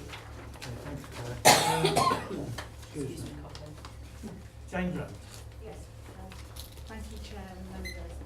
I wanted to take the opportunity in my capacity as Strategic Housing Services Manager delivering the homelessness service in the borough to support this application. Sorry, Jane, could you just give me one moment? Can everybody hear all right? If she could Just it's a bit sorry. maybe a little bit more, Jane, will come down to. Homelessness locally as nationally has increased significantly over the past few years. We consistently have in the region of 50 and 70 households placed into temporary accommodation at any one time. As at today, we've got 70 homeless families in temporary accommodation. At its highest, the figure was 84 families. The council only has, for its own use, one hostel with 15 rooms and 2 NABSAL B&Bs with 17 rooms, which brings the total to 32 within our own stock that we can use for homeless families. This means that we have to make use of external bed and breakfast and have done for several years. Over the past couple of years, this has increased significantly, not least because of increased homelessness, but also due to the lack of affordable housing to move households on into from temporary accommodation. The cost to the council of private bed and breakfast is extremely high, and last year we spent well over £1 million in bed and breakfast costs. Support for the conversion of the former council house next door is therefore threefold. One, it would decrease the financial pressure on the council for costly external bed and breakfasts. In fact, it will also bring an income into the council from a currently empty building. It will ensure that more households are able to remain in the borough as opposed to having to be placed temporarily in other areas like Atherstone, Coventry or Tamworth, which is currently the case, unfortunately. and this will enable them to continue to benefit from their often localised support networks. And thirdly, it will mean that homeless households are immediately adjacent to the Housing Solutions Service itself, which is based in this building in the Town Hall, and officers here are working with them to resolve their housing situations. In addition to that, in the town centre is the DWP and support providers that people access. It's also the case that households located in the new hostel will potentially be using town centre shops and facilities, as already mentioned, rather than those in other boroughs where we have to place people temporarily. It is noted from the officer's report that questions on parking were raised, and there is an allocation of 4 parking passes for the Riverside car park, which will be available for use if any occupant needs it. The experience we've had at other hostels, it's often not the case that there is a vehicle necessarily, but if there is one and people do have cars, we will ensure that they have a parking space for it. Thank you. Are there any points of clarification? No? From this corner? In that case, can I move the recommendation which is as printed, which is to grant planning permission subject to the conditions? Any member? No, I mean it's pretty. Straightforward is not the right word because it's not straightforward. And James spoken very well about lots of the social issues around things. I'm taking them in my mind, but I'm trying to relate to the actual planning issues to it. And to me, quite clearly, the site that we're talking about just next door, I don't think you could find a more sustainable site in terms of buses, trains, you've got the park next door, all those things. And I'm glad Jane mentioned about taking account of people that perhaps need some parking spaces, because you know it's pretty limited out here, and a number of the people that will use this type of accommodation will be people that actually need to get to work or need to take their kids to school, and you know it's been a real problem. And officers of this council will know how many years I've been banging on about trying to get something in Bedworth. I'm not going to go on about that because, you know, we've now got that accommodation in Bedworth, but we had people, families being displaced to Tamworth and all over the place. And, you know, I knew one guy had to pack in his job because he'd got, I forget now, 2 or 3 kids, but they were at different schools, and he just couldn't physically go to work and also look after things. I'm sorry for that, but I think it's important to do that. So. I don't think, in regards of the purpose it's meant for and the sustainability of it, I think it's a really good application. Councillor Walsh. Yeah, I'd just like to repeat basically what Chair has said, that I think it's a fantastic use of an empty council building. Hopefully we'll set a precedent for other councils to think about the same sort of thing. My next door neighbour has had these kind of issues, and she had to go elsewhere. And like you say, I've had a lady on the phone. She said, if I accept this house somewhere else, she said, then I will have to give up my job. And that's been the problem. It creates another cycle, a vicious cycle. So I think this is a great use of council property. I'm proud that we're thinking about this and doing the maths. You know, you almost double the homes, don't you, that are currently, you know, 32 to 70. I mean, that's great, isn't it? You know, how can we not say that? And again, it's a good use of finance that you're helping to decrease monies where money is gold at the moment. Ensure families stay in the area, that parents or single parents don't lose their jobs because they can't get their children to school. And we have been saying, you know, our people have been saying about all the homeless in Nuneaton and stuff. And this all helps to create, you know, a good town environment. and hopefully increase businesses as well.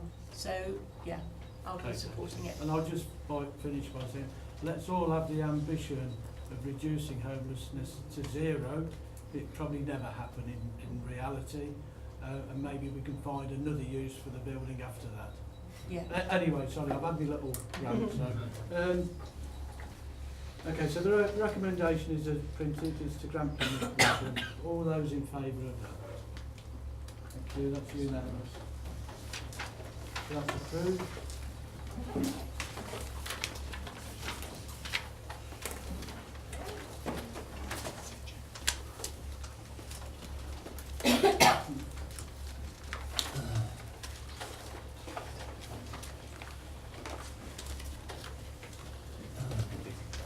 Okay, we can move on to item number 4, the Newdigate Arms, Bedworth.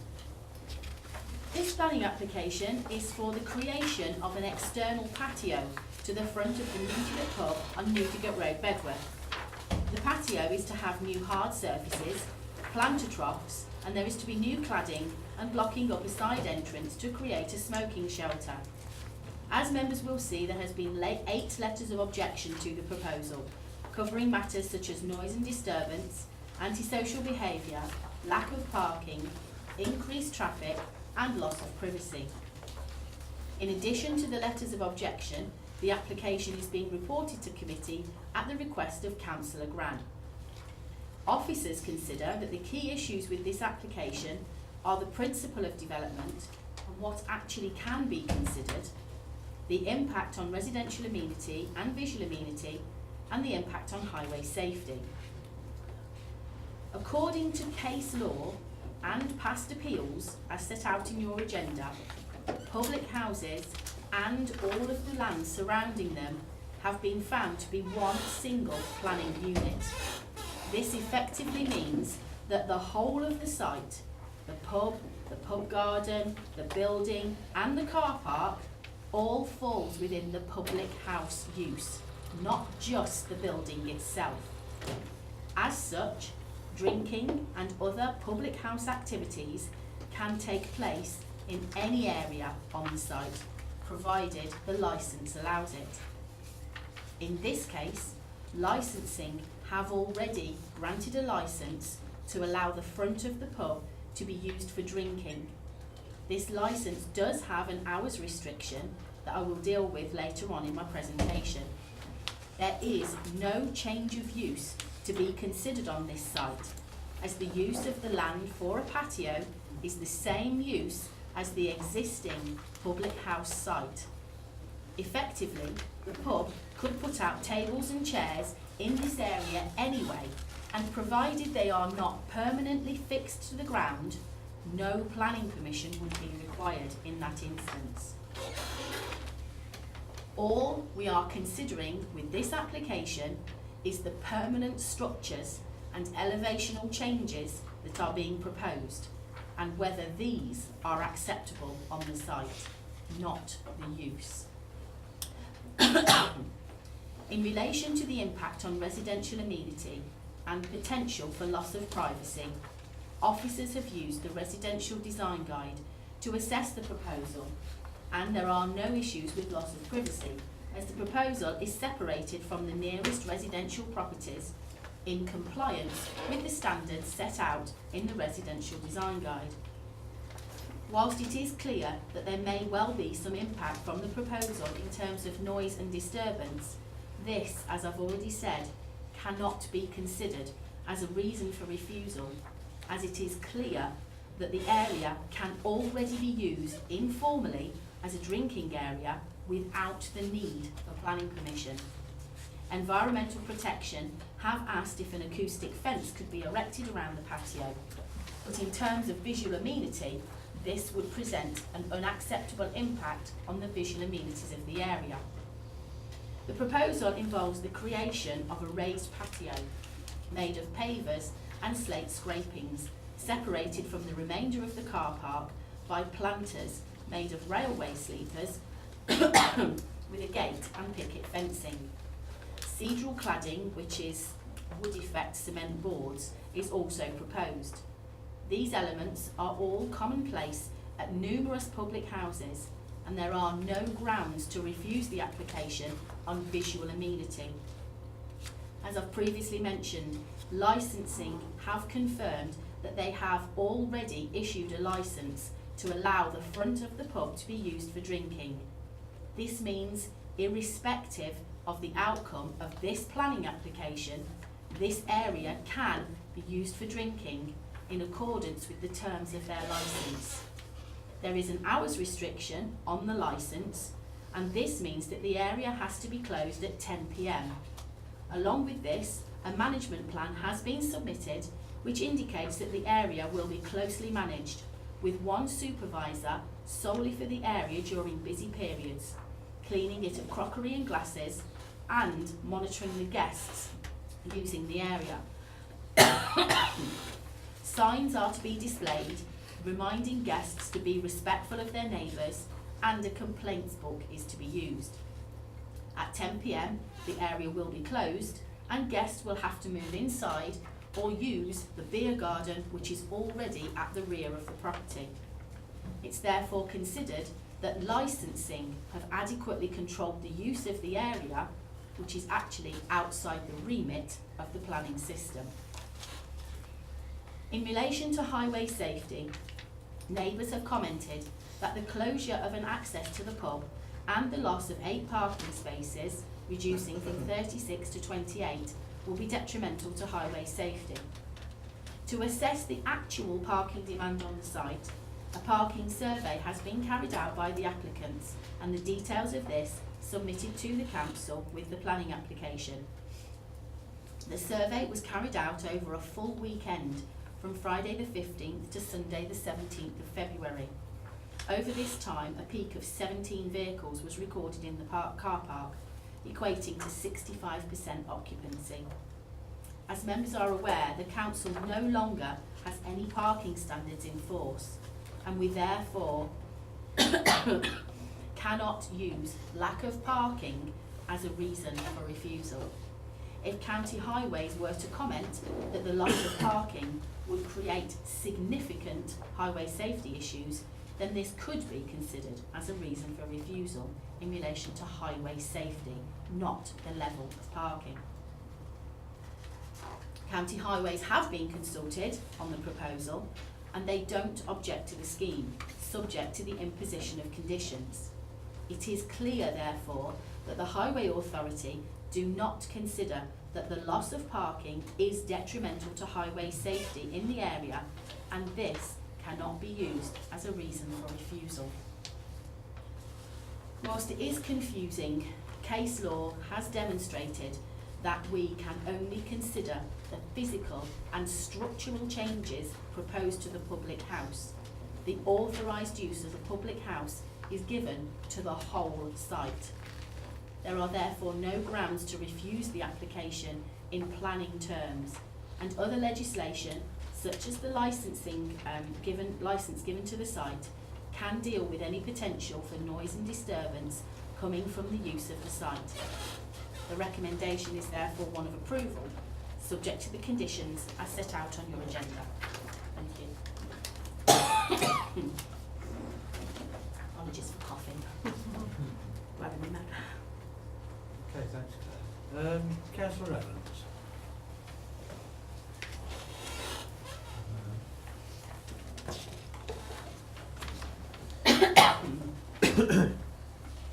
Thank you very much, Chair, and thank you for giving me the opportunity to speak this evening. I just wanted to come really this evening to make some observations, and there's just one or two concerns that I have with this application. I do accept that with case law, you do have to consider the actual, physically what's going on the site. But there are some concerns that I would like to put forward on behalf of my residents. Firstly, the noise does concern me, and I don't think that there's enough noise mitigation controls within this application. The premises is virtually opposite Alderman People, where there's a number of elderly residents. As well as that, you've got a lot of young families on Nuneaton Road, Deronda Close, Marner Road, and obviously the the licence means that they can use the outside area up until 10 p.m. So the noise around that time would concern me. I think the council's environmental health department have suggested in this report something that is quite sensible, and that's that an acoustic fence be erected around the patio. I think it's a fair suggestion, and I would therefore ask the committee to consider this as a potential condition. I'm not a planning expert, so I don't sit on this committee. I don't know if you can do that or not, but I'd be interested in knowing if you can from the officers. I think that's something that both the applicant and residents would be able to get behind. One of my other concerns is, if you could put on there the site plan, if possible. Yeah, that's the one. At present, we've got an entrance and an exit, and the entrance is the one on the left. If this was to go forward, there wouldn't be an exit, so the current entrance would become the entrance and exit. And if you know the area very well, you'll know that the current entrance is very, very narrow, and you certainly wouldn't be able to get 2 cars going up and down. I would also ask the committee if you could possibly consider a condition to widen the road. Again, I'm not entirely sure if that's something that planning could enforce, but again, I'd be interested in knowing that from officers. Parking does concern me. There's already a lot of issues around Durham the Close, Nuneaton Road with parking, and with the reduced number of parking spaces, it would obviously mean more people are going to park their cars in neighbouring areas. And I'd also make a comment as well about the highways assessment that was conducted in February. You know, actually, during the summer months, you're going to have more people using cars as the premises becomes more popular over the summer. So, thank you very much. Cheers. Is there any point of clarification? No. Thank you very much.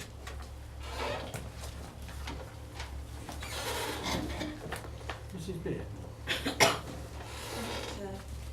I'd like to speak on behalf of the Residents Association in Nuneaton Road, and I ask that this application is rejected. The seating for 60 to 80 customers opposite our houses, three of us in a row, 2 of us newly widowed, another lady living on her own. Apart from all the noise, the extra noise that we're going to get, and the lack of car parking spaces being available, cars will be parked near to our houses. They will be trying to park on the grass verges outside our houses. The amount of people that are expected to come, this seating area for 80 people opposite our houses, we're going to get headlights coming from that car park on the one exit entry to the car park. I've got grandchildren. My house and my neighbour's house, we're going to be in full view unless a fence is put round to look at our privacy. People are going to be sitting there, they're going to observe when we're going out of our properties, when we're going to bed at night. Anyone wishing to, I know it's ridiculous, but burgle our houses, they've got plenty of opportunity. 80 people sitting outside there, watching my lights go on at night when I go to bed, watching when I go to the bathroom. It's a really, really worrying position to be in. My neighbour that couldn't come today is so stressed with it, she literally couldn't appear today. To minimise the noise, we ask that a sound blocking fence should be erected. The extra noise that we can expect, the solicitor at the licensing said himself, we can expect extra noise from customers enjoying their socialising until 10 o'clock at night. Should we residents be forced to contend with the proposed seating for 60 to 80 customers, disturbing our peace and quiet in this residential area? The highest rate band in the area as well that we're paying. Going back to the noise, loud cheers and shouts, as happened last week, loud enough from inside the pub for us to hear in my lounge with the TV on, because it's a sports bar as well, with doors being open, going out onto the patio, serving food, serving drinks, anything that's going on in the pub. any activities, sports activities, are going to be louder than would normally be. And at night, the sounds travel more, so I'm asking that a fence can be given around the pub to protect our privacy. The speeding in the road as well, we use that for car parking. Due to the chevron and the really nasty bend right outside my house. Thank you. Thank you. Are there any points of clarification? Can I just clarify something? I just want to be clear on it. You mentioned about ideally you would like a fence. Is that around the perimeter of the site, different to what's on this application? Yeah. Yeah, okay. The fence they're going to put up is a little one, Yeah. but if a bigger one was put up, it might prevent some of the sound from 80 people. Okay, thank you. Thank you. Right, anything? Come back on. No? Ben? Just something about the access arrangements. You would have heard from both Councillor Evans and Mr Beersmore about concern about the access arrangements. The highway officer undertook a full assessment and has undertaken a site visit of that, and we've also responded to residents' comments regarding this that have come into the County Council. The existing access, which is going to be closed off, is not in control of the County Council, so therefore the pub at any time could close off that access, and there's nothing to prevent them from doing that in highway legislation. It forms part of private land, so they can do that. In addition, that access at the moment is right on top of a T-junction opposite and then adjacent to another T-junction. That access we're closing off is the more dangerous access of the existing. And there's sufficient level of intervisibility for someone to be able to wait to go into site to see someone coming out of the site that can wait on carriageway. So in terms of our assessment, we're quite satisfied with that. And sorry, just so I'm really clear. Sorry. There was a suggestion about widening the access. Is that a... If members feel that it's necessary to make the planning application acceptable, they can consider it, but it's not recommended by, it's not required by the Highway Authority. It's not a highway. Okay. Right, thank you. Can I just clarify? No. Yeah. You can, but you...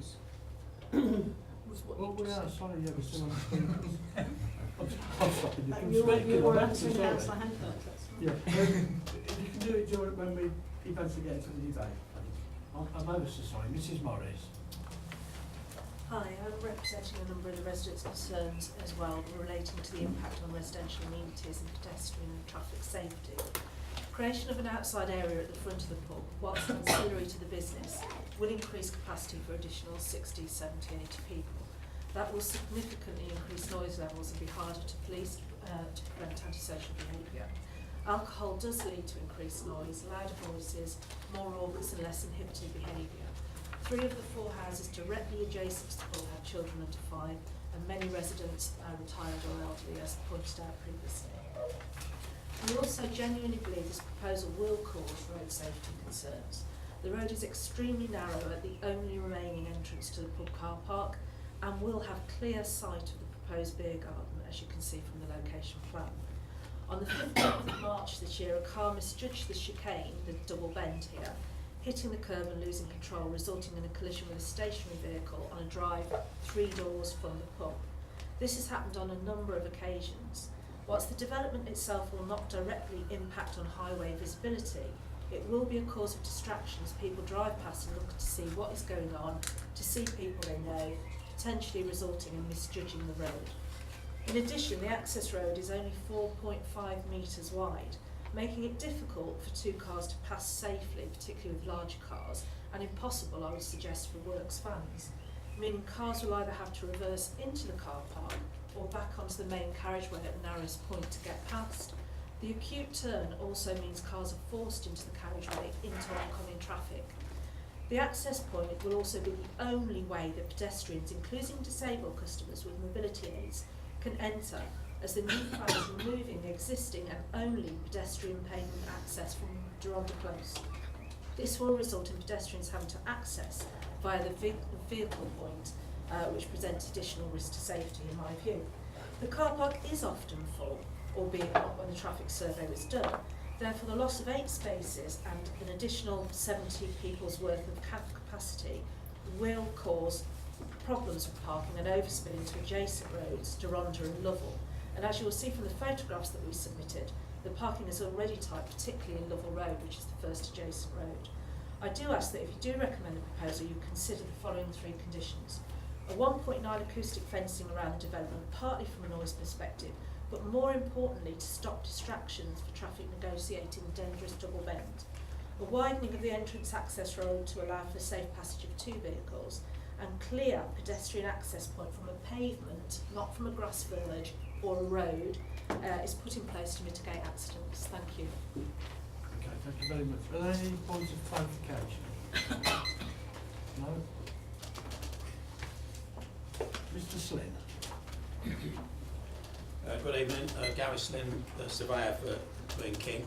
I've stepped in at short notice as the business development manager is on holiday, so just looking to answer a few questions already been raised. The whole purpose of this is to really soften the frontage of the existing public house, to make it look more welcoming, make it more family friendly and female friendly, obviously to drive the business forward. When you look at we've got 28 spaces there. I'm currently surveying all the pubs under my jurisdiction around the Midlands, which is some 90 pubs, and 28 spaces is well in the higher percentile of car parking spaces for all the pubs that I look after. Whether that's any relevance, but I just want to pass that information on. Also, with regards to the fence van, it just to reduce the noise. Obviously, the effectiveness of that would be negligible, because obviously you'd have to come up to 6 foot, but you've still got the open air over the top. And if we're going to put a 6 foot fence around it, that's going right against our purpose of what we're doing, is to make it soften it and make it look better with the planting areas and the umbrellas. So that wouldn't help us there. If you've got any more questions, happy to answer. Okay, thank you. Are there any points of clarification?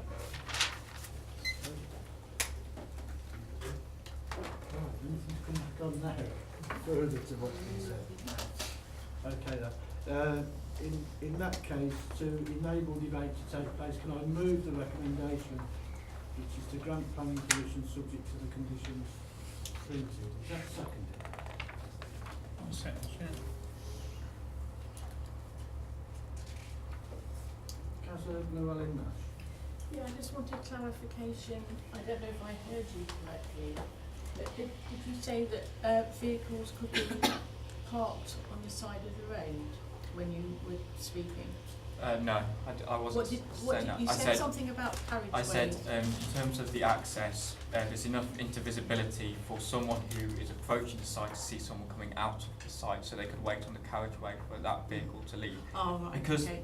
Because it isn't a big trip generator, a pub, and it wouldn't be a long wait for that car to move out of the way in terms of Nuneaton Road when you look at the assessment.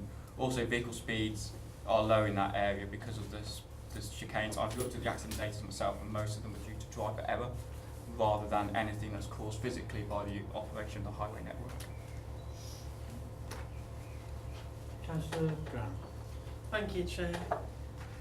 Interesting I've just heard, because driver error is still the cause of accidents, and this is a particular area which requires more action from the driver, because you have to navigate that corner, and you also have to keep watch of vehicles going into the pub, and also with the strangers coming out of the pub as well. So that will make things more challenging, and visibility isn't great on that corner, regardless of what Highways has said, because of the height of the grass on the right hand side, and also the signage there, which at the right angle could block view of vehicles coming out of the pub from what is now the de facto entrance. The objective of this application is to grow the business and to bring more people into the pub. So as a consequence, I think it makes little sense to remove parking space in order to achieve that, because then you're potentially pushing new customers, if this is successful, into roads like Lovell Road, Newdigate Road, Marner Road, to find places to park.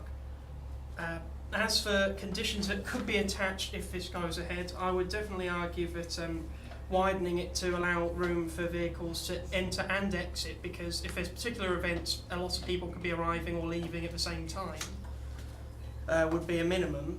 Also, the council has already suggested adding in the fence, And I think that would give peace of mind to residents, particularly those who live at Alderman G Hall, who are unused to an extra amount of noise caused by an increase in customers. Also, would it be possible to add in paving, as in pavement between the Newgate Arms just south of the bend, leading up to Deronda Close? Because if you're removing that access for pedestrians towards Deronda Close, which a lot of people use to walk through to Arbury Avenue, then the presumption is that residents will have to cross the road near the junction between Marner Road, another busy estate, and Deronda Close.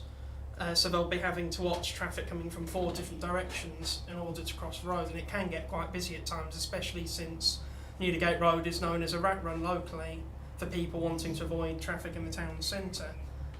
So would that be, would we be able to attach that third condition to add in pedestrian paving between the Newgate Arms and Deronda Close?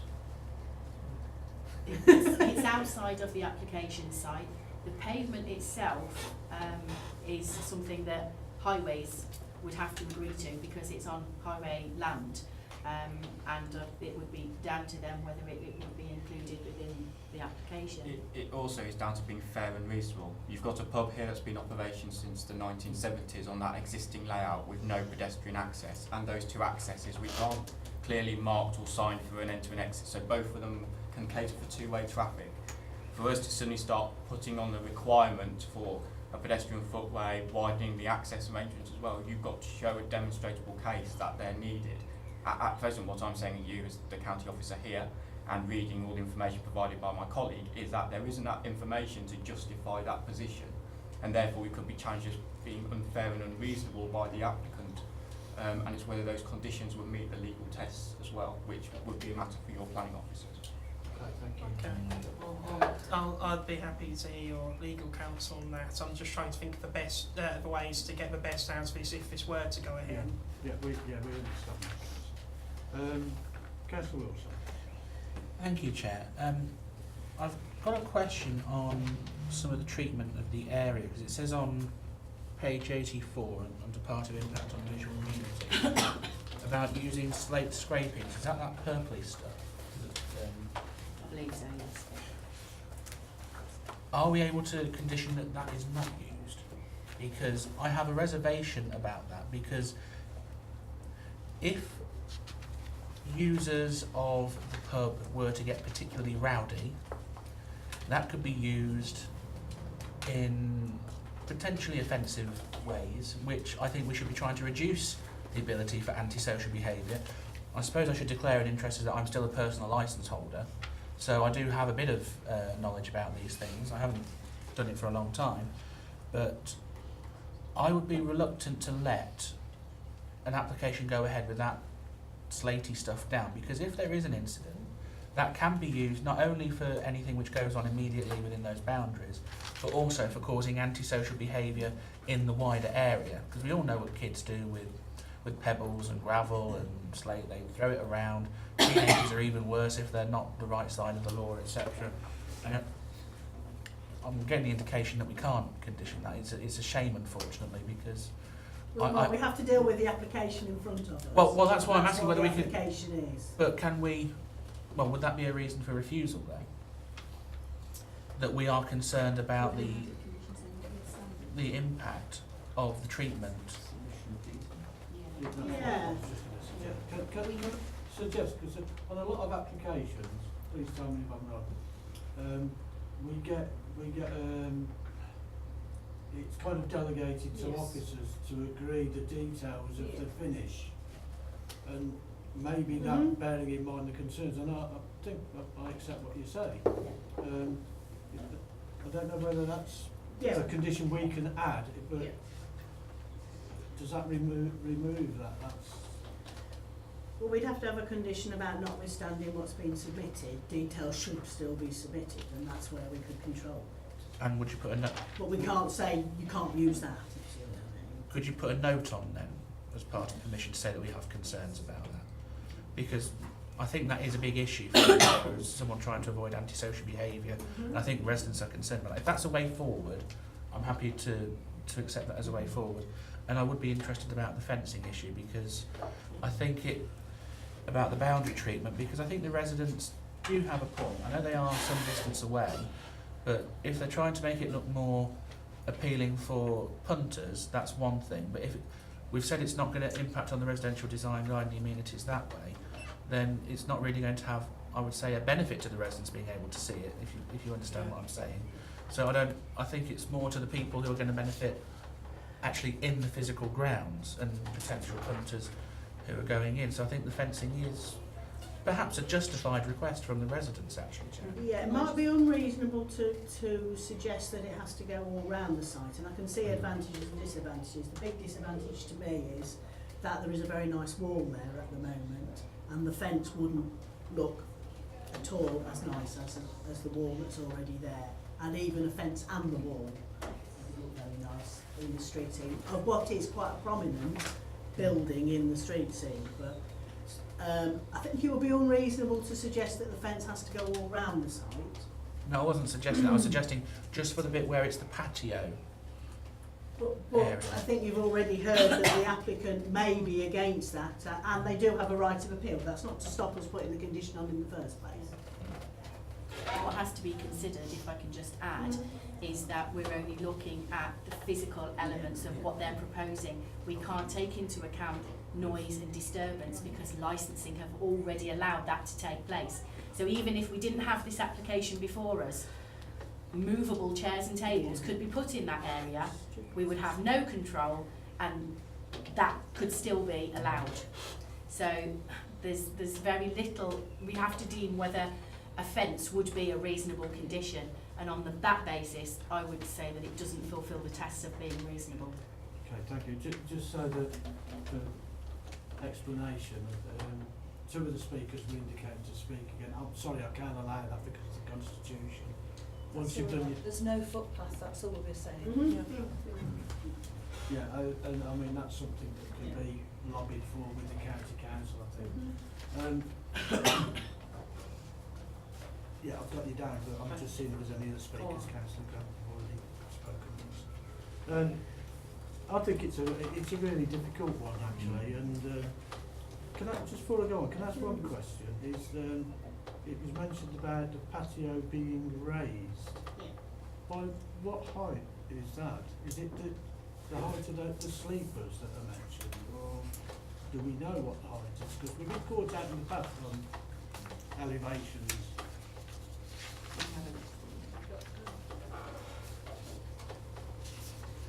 So this is the plan in front of us, and I'll try and, sorry, let me zoom in on that bit. So it's a very small increase in height, it's not a significant increase. The new planter units are 250 millimetres high, so all they're doing is putting in very small increase here behind that to make a step up to get into it. It's not a big increase in height. Yeah, what's a small increase? It looks like about 30 centimetres. So is the slate going underneath it? Yeah, it's the raised patio that actually requires permission. Okay, right. As I was saying, it is a difficult one, and you know it's an estate club, and you know it's probably not a planning thing directly, but you know we're losing a lot of public houses, and it can contribute to the community, but shouldn't be at a cost to that community either. And it was interesting about the road and the incident of the car hitting there, because I seem to recall a suggestion not too long ago about removing the chicane and straightening the road out. And certainly that, you know, that to me would increase any dangers along there. That chicane actually, generally speaking, slows people down. In regards to the use of the outside space, I've got to say I'm not making excuses, and I'm not sitting on the fence or the wall. But people think the planning system can solve everything, and it can't. And clearly there's a lot of this that's got to be dealt with through the licensing regulations and things like that. That pub and that front wall that you've mentioned is for, as long as I can remember, if the weather's nice, not everybody goes out into the back garden where the play area is. They go and sit on that front wall, which is to the perimeter. You shake your head, but I've seen it, and maybe you haven't. That was only changed, because I've been there 35 years. That was changed in licensing. You could not use the front of part of the pub until... But people have sat on that wall. I'm just saying that. And there's certainly a balance to be taken here. And I understand the request about the acoustic fence, but I don't understand how that would be effective, being in an open thing. And if you put Why not trees and shrubs? If you stick a 6 foot fence up, you know, that certainly will change the appearance of it and not have any effect unless it's to the boundary of the site. And clearly that's not what's being suggested. In regards to noise and disturbance, again, that's clearly an environmental health matter. And as in many cases, particularly around pubs and that, what licensing and environmental health and to a degree planning rely on is that the neighbours are the eyes and ears around there, and that's how it can be addressed. Through the planning system, we wouldn't be able to address the hours that are already currently on it, because we don't duplicate something that's already been done by a different committee. So I accept it. It's a difficult one. Does anybody else wish to speak that's not already spoken? I'm sorry, I can't take it. You weren't listening to speak. Councillor Graham. Thank you, Chair. I still think that the request from residents for the fencing isn't unreasonable. If the applicant wants to appeal that, I'm sure that they will, but I can't see it significantly impacting their business for the worse. But I could see, if it's not put in, it's affecting residents nearby for the worse. Also, I'd like to request that widening of the entrance/exit be attached. I mean, I know that Highways said that they don't say either way because it comes down their remit, but as it would be part of the application of the planning body of the Newgate Arms, we can attach this, can't we? The problem is this access is outside of the red line application site. So if we don't know whether the land is actually in the ownership or control of the applicant, and I don't think Ben is in a position at the moment to confirm whether it's actually highway land. So there is some uncertainty as to whether that can actually be achieved. Hold on a minute. I'm sure that Ben said that it doesn't come under Highways remit. So if it doesn't come under Highways remit, who does it come under? That was the access arrangements actually onto the site. The problem you've got there, Councillor Grant, is once again is whether it's fair and reasonable, because that site's been operating with that access since it was constructed and opened. Two access. No, it has operated with two accesses. Yes, but they're both two-way accesses. There's no signage, there's no control that limits which direction that any resident or any user can access that car park. So therefore, and now the applicant is reducing the amount of parking spaces on that site as well. Also, as a county council, we don't want to be promoting driving to such facilities because we'd rather everyone came on sustainable modes or that. I appreciate people do drive because you go as a family. But what is the justification for widening that when you're reducing the car parking numbers on the site? And that there isn't one, and that's the problem. If you were to pursue this, and please tell me if I'm talking out of turn, but if we were then put a condition on and it was appealed, it is likely, and the Highway Authority can't be there to support you because we don't require it, it is likely that you could be liable for costs. It's a cost issue. Unreasonable condition. All I'm suggesting is something that makes it easier for vehicles to both enter and exit the site at the same time, which will inevitably happen if the pub becomes busier. Yeah. I don't consider it to be unreasonable. If others do, then I'd like to hear justification. Councillor Graham, we understand the reasons that you're requesting that, but certainly that pub, for as long as I know it, although it had 2 accesses, they weren't an in and an out. You could go in or out of either of those accesses.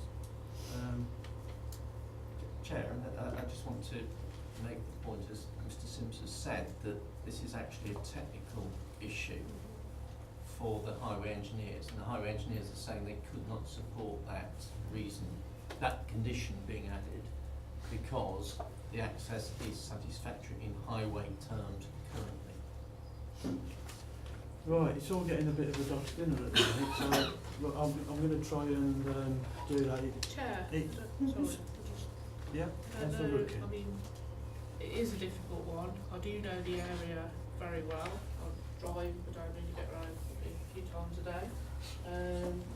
It is a difficult one. I don't know whether a site visit for members would be of help.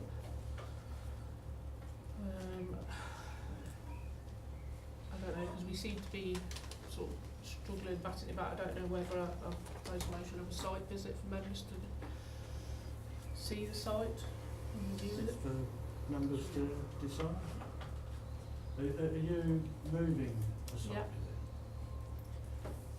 I'm happy to second. I'll let you in a minute. So what would the purpose of the site visit be? Would be looking at the I'm assuming from what's been said is about the design of the fence, whether to increase that and Yep, the highway, from obviously highway residents, implications, although yep. we've already heard the highway advice. Yeah?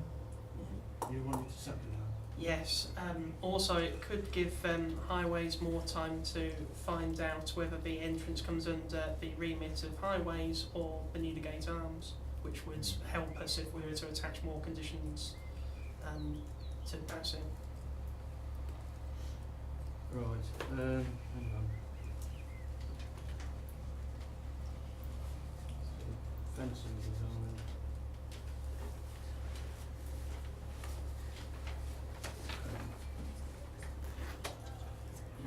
Highways, more info, yeah?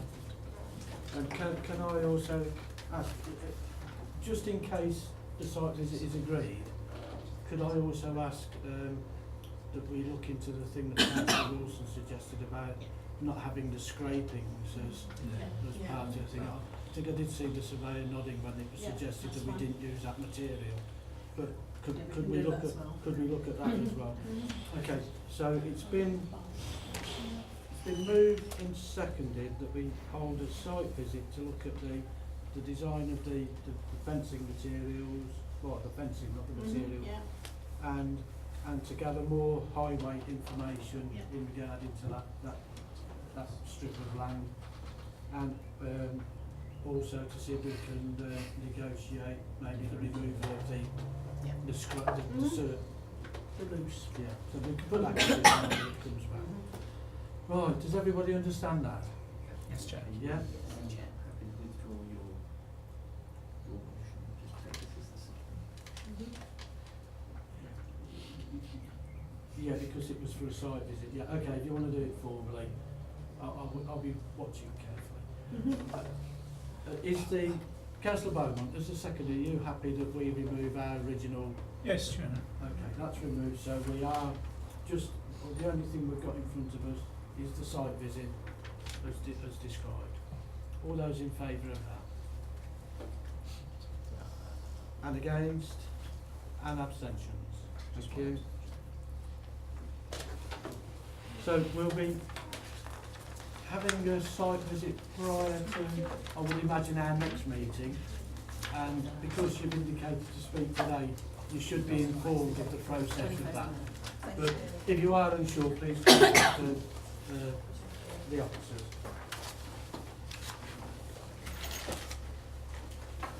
Thank you for your time. Thank you.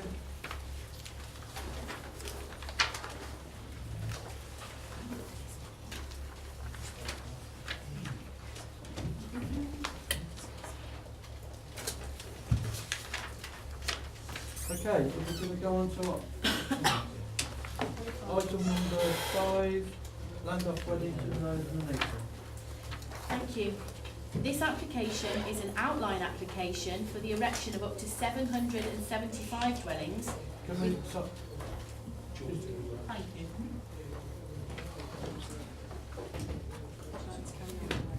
no, just carry on. This application is an outline application for the erection of up to 775 dwellings with public open space, an A1 retail unit, landscaping and sustainable urban drainage system with vehicular access and widening of a public footpath to provide for an emergency access. The site is on land on Weddington Road, Nuneaton. The site itself runs to the north of the disused railway track, now used as a cycle route and footpath known as the Weddington Walk, on the other side of which is the Davidson development known as Church Fields. Access to the site is being considered at this time and proposes a new roundabout to the north of the one serving the Davidson and Taylor Wimpey site off Weddington Road. The remainder of the reserve matters of layout, the way in which the buildings, routes and open spaces will be provided, the scale, the height and size of buildings, the appearance of the buildings, proposed landscaping and both hard and soft, small and large areas are not being considered at this stage. The applicant has provided a framework master plan which is in your agenda, but again this is for indication only and is not being considered as part of this application. Notwithstanding the objections received, the application is also being reported to committee at the request of councillors Kondarka and Walmsley. The objections received include highway safety, the land not being needed for development, lack of job opportunities, flooding and loss of privacy.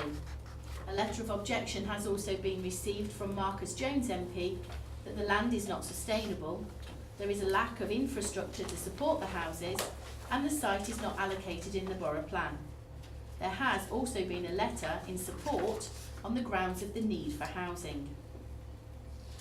The key issues to consider with this application are the principle of the development and land designation, highway safety, biodiversity, flooding and drainage, archaeology, noise, air quality and contamination, and planning obligations. The impact on residential amenity, landscape character, ecology and open spaces are covered on your agenda, and I do not propose to cover this in further detail in my presentation.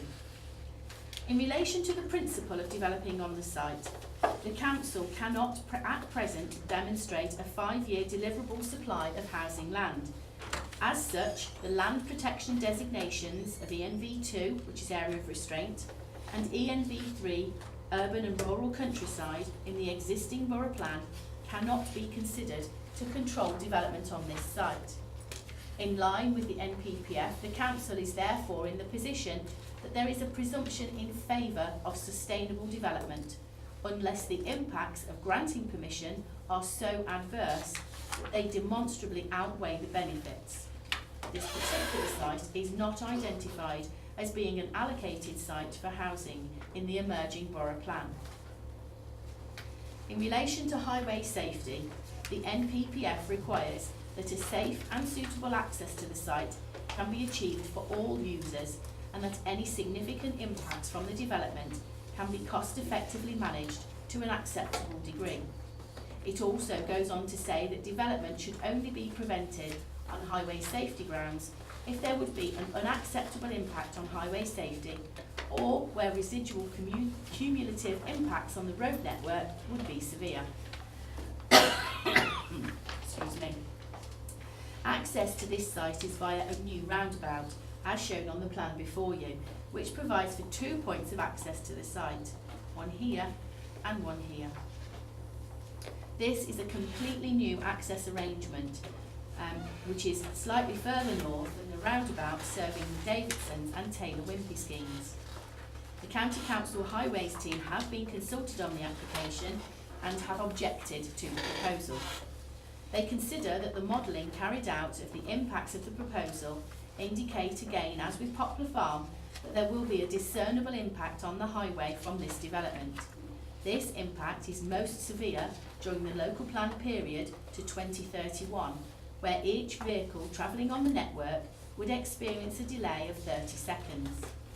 The applicants, as with Poplar Farm, didn't agree with that position and considered that contributions to mitigation schemes would address the impact that their development creates.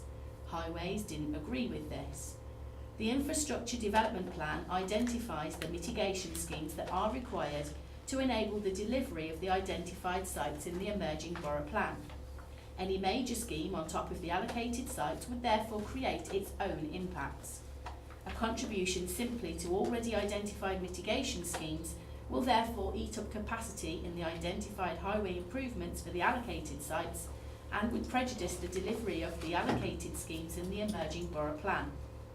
To enable this development, a substantial upgrade and provision of highway infrastructure is required to enable this development to come forward, in addition to the new roundabout proposed on Weddington Road. Officers consider, therefore, that it has not been demonstrated adequately that the impacts of the development can be effectively managed and that there will be an intolerable impact on the operation of the highway network. In relation to the impact on biodiversity, the NPPF requires that the impacts of a development are adequately mitigated or compensated for.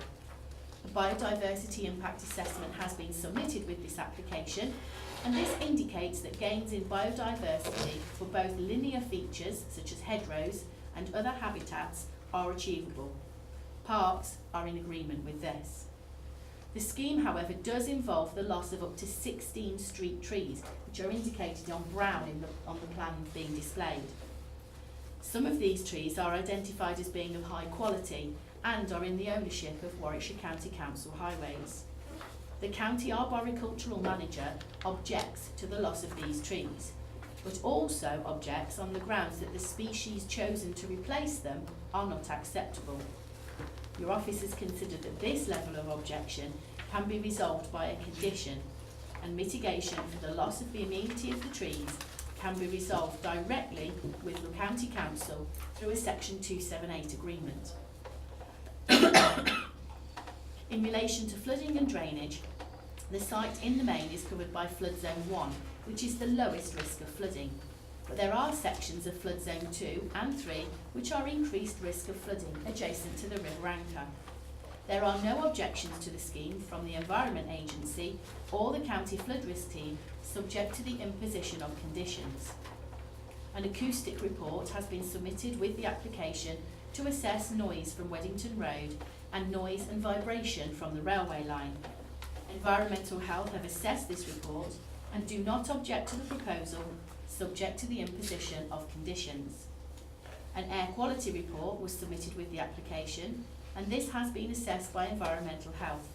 Again, they do not object to the development, subject to the imposition of conditions. In relation to planning obligations, as set out on your agenda, the NPPF allows for planning obligations to be requested where they would make unacceptable development acceptable. However, obligations must meet 3 tests of being necessary, related to the development, and at a reasonable scale relating to the scale of the development. As set out on your agenda and in brief on the slide before you, there have been requests for contributions to Section 106s as listed. The applicant has said that they are willing to pay any of the obligations that are still compliant. If members wish to approve this application, negotiations would have to continue on the Section 106 obligations requested. As with the Poplar Farm application, Ben has asked tonight whether the additional paragraph of 110 of the NPPF can be included as a reason for refusal. In condition, whilst there is a presumption in favour of sustainable development, it's considered in this case that the impacts of the development are so significant that they do outweigh the presumption in favour of development, and the recommendation is therefore one of refusal for highway safety grounds, as set out on your agenda and addendum with the addition of the extra paragraph 110 of the NPPF. Thank you. Okay, thank you. Councillor Cox. Yeah, can I ask members to look at page 110? It's got the map up of the development before I start. It's easy to talk to the map. Right, thank you.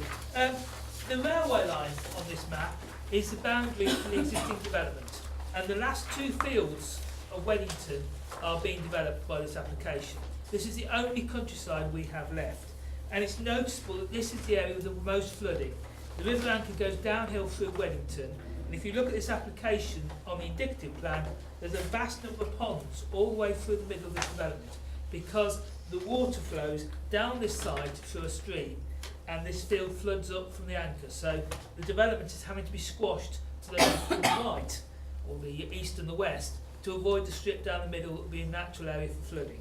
This is classic floodplain. This is the last bit of floodplain we have left in Weddington. It's absolutely a lunacy place to develop because of the design is so compromised by the flooding. You have to raise the ground on the left and the right to actually prevent it flooding, and then you have to add ponds down the middle to compensate for the loss of floodplain. It also, in terms of landscape, the disused railway line is the boundary. If you want to actually have a nice landscape, having a railway embankment with trees and wildlife on it is a defensible boundary. So this is where the countryside ends. By actually building these new two fields, you've lost the nice edge to the countryside. And these two fields are really, really important. They have a large number of footpaths going across. When we do the run for Nepal in June, the Gurkhas will run across these fields on their sponsored walk. This is our last little bit of countryside left. So it really does need defending. And it wasn't in the borough plan. The borough plan was looking at areas and deciding which bits of Weddington would be developed and which not. The inspector and the applicant haven't pushed and got this in the borough plan. When the borough plan was looking at if we don't have enough space, we were talking about expanding north to the A5, not across the disused railway line. Crossing the disused railway line has always been a sacrosanct, this is now our little bit of countryside. We have massive transport issues. As people are saying, we cannot cram more stuff on the road. So every house built here is a house less that can be built closer in. And the Leicester Road gyratory, massive air quality pollution problems. If we were to put more than 4,500 homes on there, we'll be starting to look at demolishing the houses inside that gyratory, because we physically cannot get more and more traffic going around that little point by Eton School. It is already dreadful for air quality. We built 1,000 homes out of the borough's planned 4,000. So we've still got 3,000 more to add to the network before we even consider this application. It is incredibly unsustainable. It's a very, very long way from the town centre. I could go on for hours. Are there any points of clarification? No, thank you. Councillor Walmsley.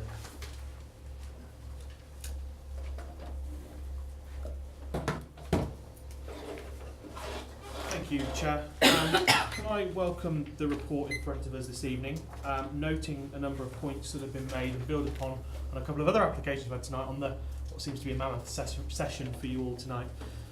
This land is clearly outside of the borough plan, and as we've heard this evening from earlier applications, I agree with a number of the committee members that, and also MPF guidelines, that we can take greater weight as a determining factor of an emerging borough plan as we continue, especially with these large-scale developments with 775 homes.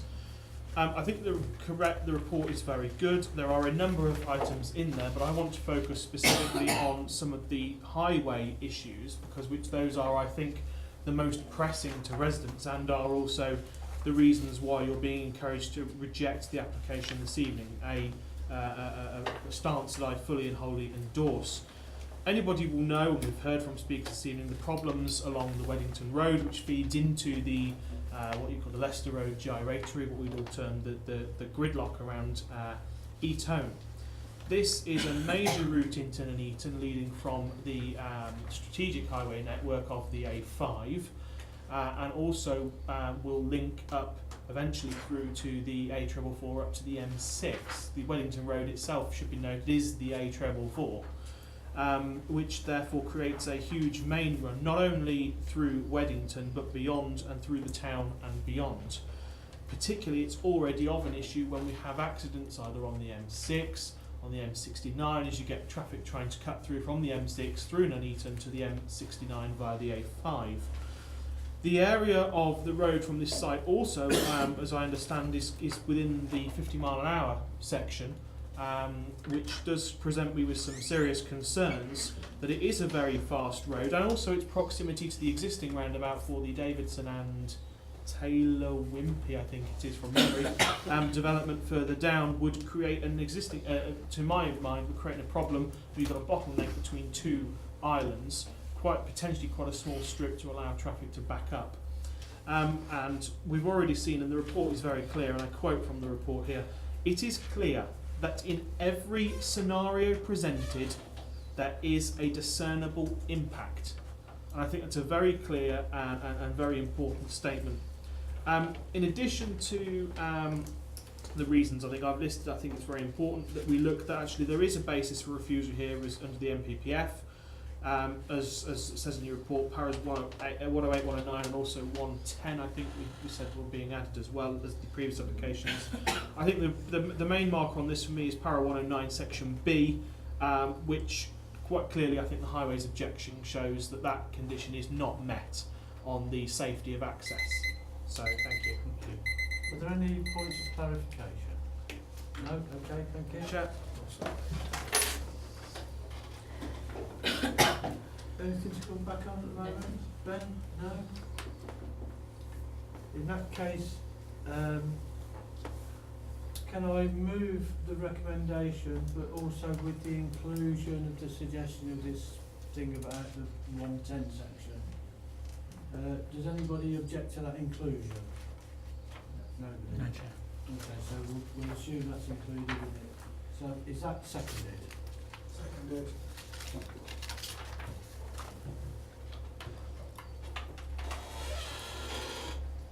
Any member? Councillor Wilson. Thank you, Chair. I would have voted against it on all the grounds stated anyway, but there is a further reason I would have voted against it in this report, because I think the report is quite comprehensive in the reasons for refusal.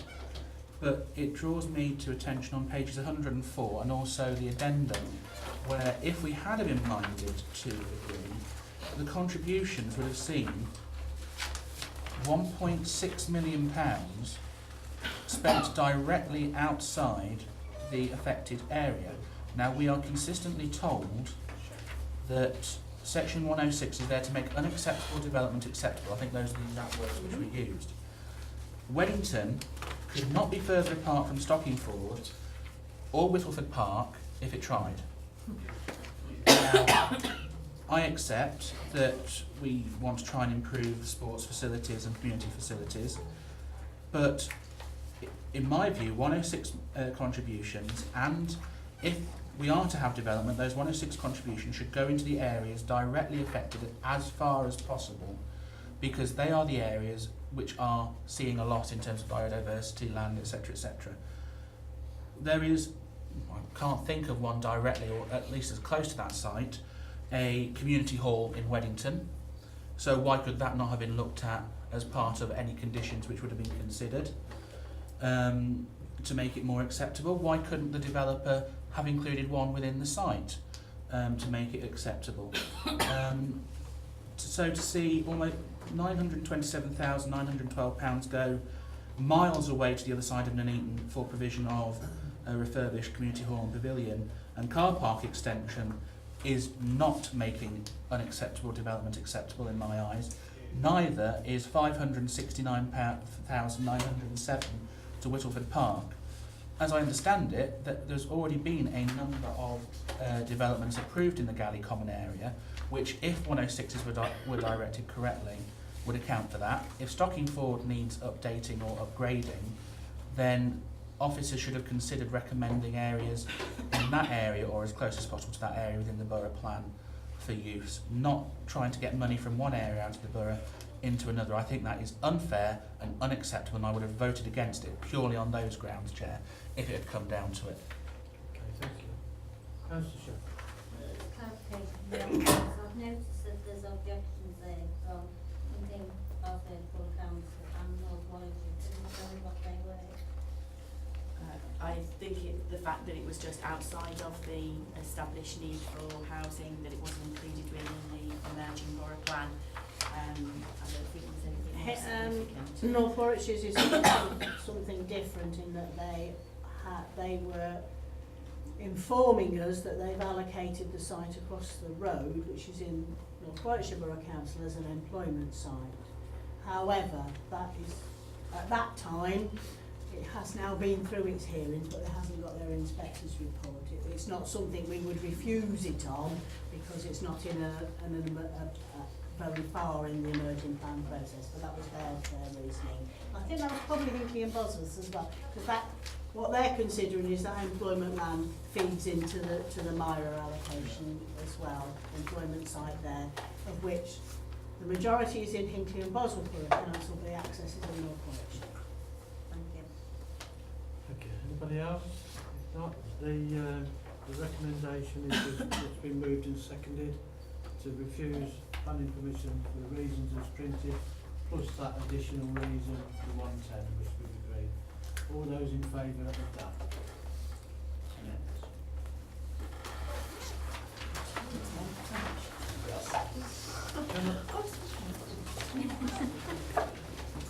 Can I just, I don't think we'll come to it, but just in case, can I move a suspension of standing orders to complete the business tonight? Secondly, Chair.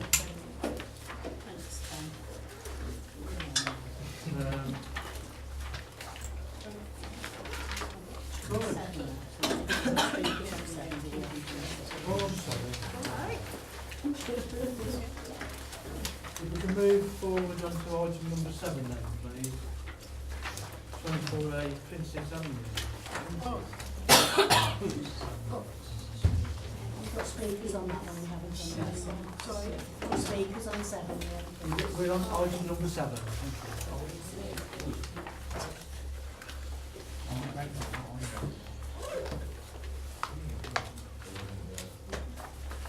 This application is for the variation of an hours condition at a new pharmacy on Princes Avenue, Nuneaton. Some members on Planning Committee may recall granting planning permission on the 12th of December 2017 for the retention of a ground floor extension to the side and rear of 24 Princes Avenue and for a 2-storey extension to the rear of a former car showroom, creation of 2 first-floor flats and the use of the ground floor as a pharmacy. One of the conditions attached to that planning permission restricted the application to the opening hours of the pharmacy to 8 a.m. to 10 p.m. Monday to Saturday and 10 a.m. to 6 p.m. on Sundays and bank holidays. There is an error in the introduction to this, which deals with the hours, and that just deals with the changing of the opening hours in the early part of the time frame to open, which I'll cover now. The applicant proposes to increase the opening hours of the pharmacy by adding an extra hour in the morning on Monday to Saturday so that they may open up at 7 a.m. in the morning instead of 8 a.m. There are no changes proposed to the Sunday opening hours or the time frame that the premises must close in the evening. As members will see from the agenda, there have been 19 objections to the proposal, including issues of increased traffic and pollution. The original hours were a balance between the residential properties and the needs of the business, and the lack of parking. Officers consider that the key issues with this application are the impact on residential amenity. Environmental Health, Warwickshire Police, and County Council Highways have all been consulted and all have responded with no objections to this proposal. In the absence of any objections from any of these consultees, there is no substantive grounds to prove that the additional opening hour in the morning, Monday to Saturday, will unduly impact on the residential amenity of the area. The recommendation therefore is one of approval, subject to the varied condition, which is number 5 on the schedule of conditions. Just to clarify, because this is a variation of condition, all of the original conditions that were attached to the original permission are replicated on the agenda, and it's only condition 5 that has been amended. Thanks, Chair. Okay, Councillor Phillips. Yes, thank you very much, Chair. Obviously, I'm here to represent the residents who, if we remember rightly, didn't really want a pharmacy moving around the corner. And regarding conditions, we set conditions out in the last planning application. Straightforwardly, residents and myself are asking you to honour those conditions. You know, they were there in the first place. The pharmacy is not open. It isn't. We don't know what the future impacts will be. I think Highways have done a desktop analysis and thought, well, just another hour, you know, but it's another hour that's going to, as far as the residents are going to be concerned, disrupt them. The pharmacy at the present moment in time advertises, although I don't know if this is true, that they're open from 9 o'clock to 11 o'clock on their building. There's been no reason as to why the pharmacy wishes to open at 7 o'clock. There's no evidence to sort of say why it should open at 7 o'clock. Going back to impact on highway safety in the past, from the past planning application, it also stated that the Highways Agency considered that visitors to the pharmacy are likely to be locals and therefore can walk. Fair enough. Nevertheless, without off-street parking for the occupants of 24 and 24A Princess Avenue and the operator of the pharmacy, those visiting the pharmacy may struggle to find parking at certain times. Now, the idea was that there'd be parking at the back of the pharmacy, but I believe that's been turned into a lawn area. You know, so we've lost 5 places there, if that is the case. So basically, I'm just asking the committee to uphold the conditions and the fact that we don't know what the impact will be on highways. We don't know what the impact will be actually on noise for residents at the present moment in time, because the building isn't even operational. And I don't know why they want to come back and open at 7 o'clock in the morning, change a condition that we agreed with so the proposal could go forward, and there's no evidence to back it up at all. I think that would be totally unjust for residents to suffer that. I've still got time. No, it does what it says on the tin. We have the conditions, we set the conditions for the planning application, they should be upheld. If he wants to come back in a year's time when the place has been open, then come back and ask again. So I'm hoping the committee will uphold the conditions of the first planning application on A51. Are there any perfect timing? Are there any points of clarification? No? Anything to come back on? No?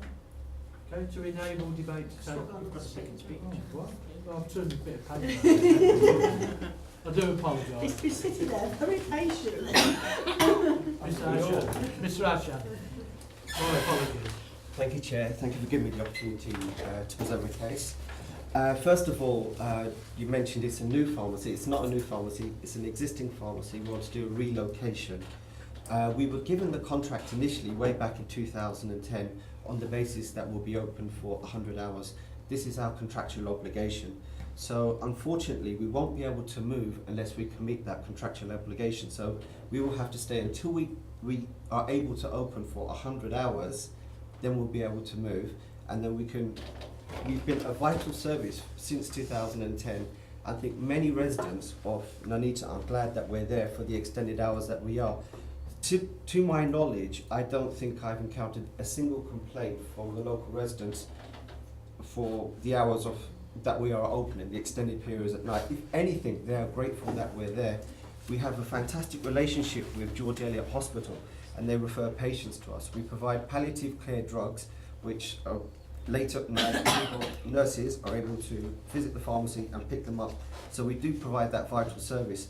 Now, because of the service that we've provided, I feel that we've grown and we've got the goodwill of Nuneaton, which is why we've looked at this site, which is slightly larger than the existing site, and this will allow us to provide even more services to the local residents. For example, travel vaccinations, where local residents will have to travel to Coventry. So this is a service that is not available in Nuneaton.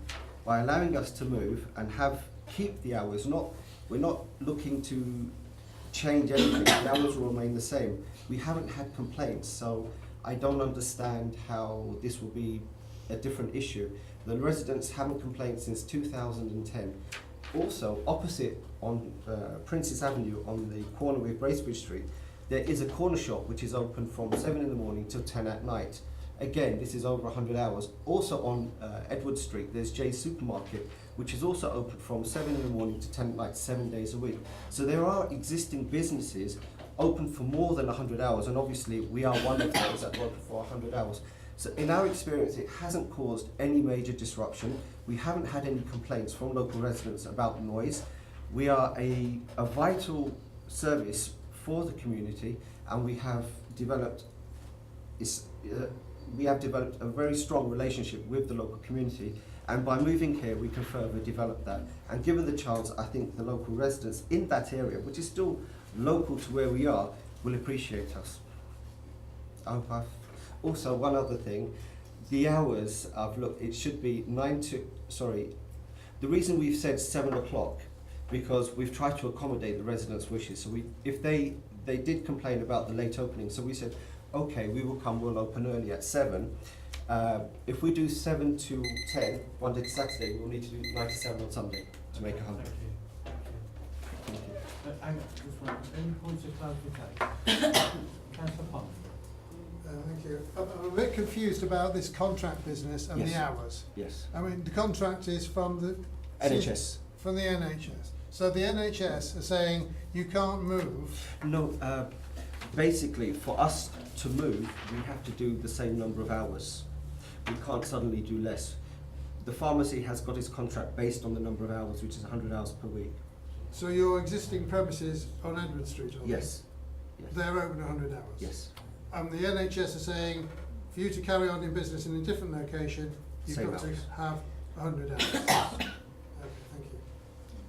Well, can I, it's on that same thing really, because I'm a bit confused on how that's easily done. Is that a new contractual requirement? Because what's happening in my mind is why didn't you ask for that on the original application then? That was my fault. It was an oversight on my behalf. But Right. this, from 2010, there was 2009/2010, the NHS had this new law, a new legislation, which allowed pharmacies to open if they could fulfil a few criteria. One of them was 100 hours a week. Now that law has been rescinded, so you can't open a pharmacy, but that was there for a short period of time.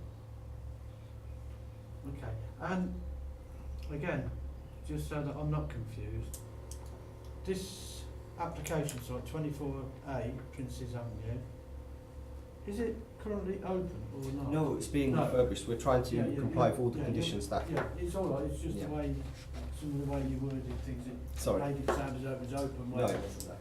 the board council saying it's not. Okay, and just finally from me,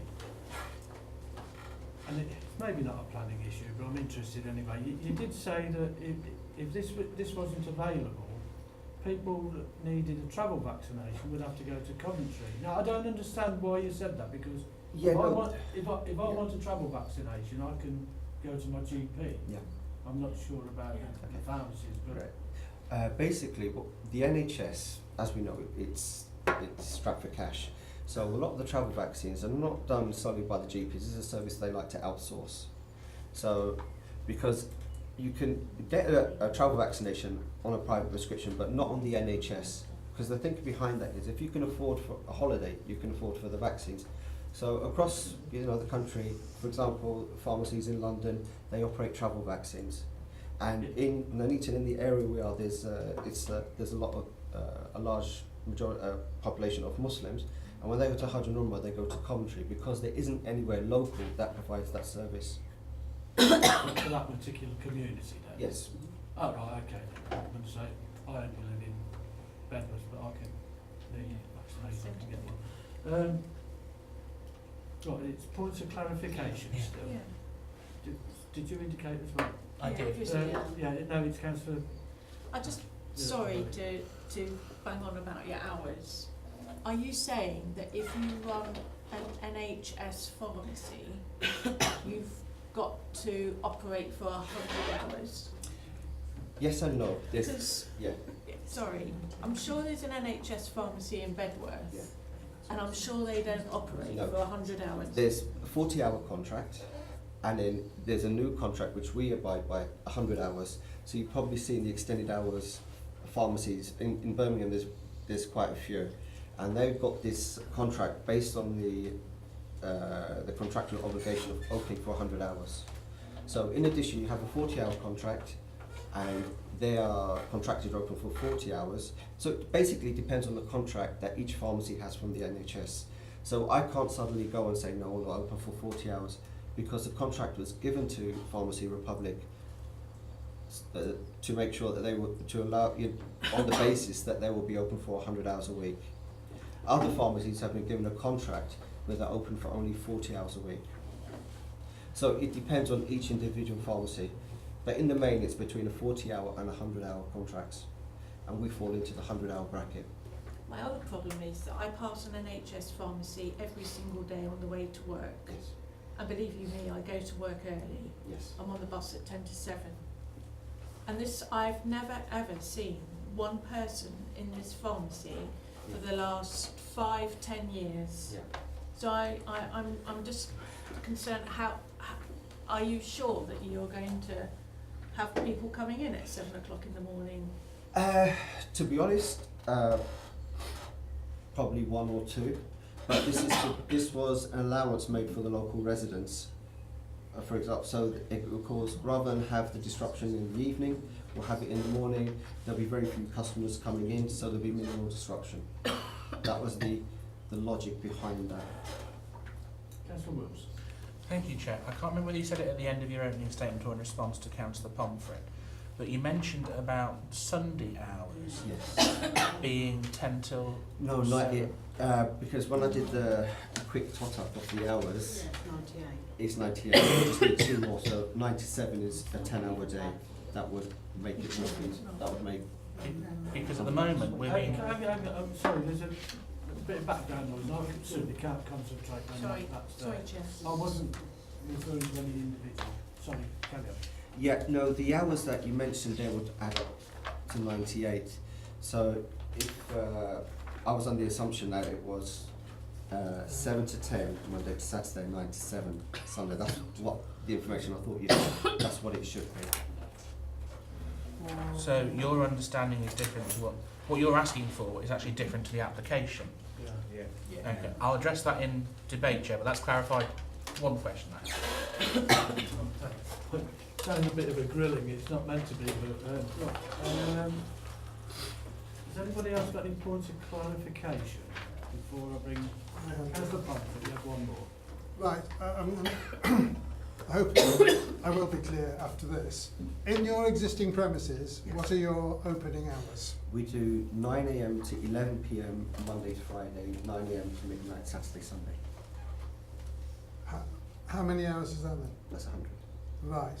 And that's 365 days a year. Your problem is that you are wanting or required to close earlier than your current 11.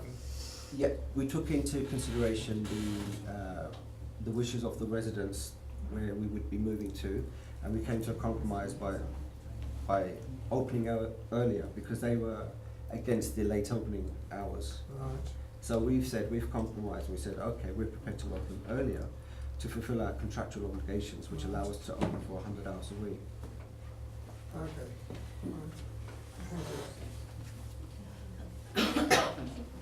Sorry, I'm going to ask one more. On your existing premises, what's your Sunday hours? 9 till midnight.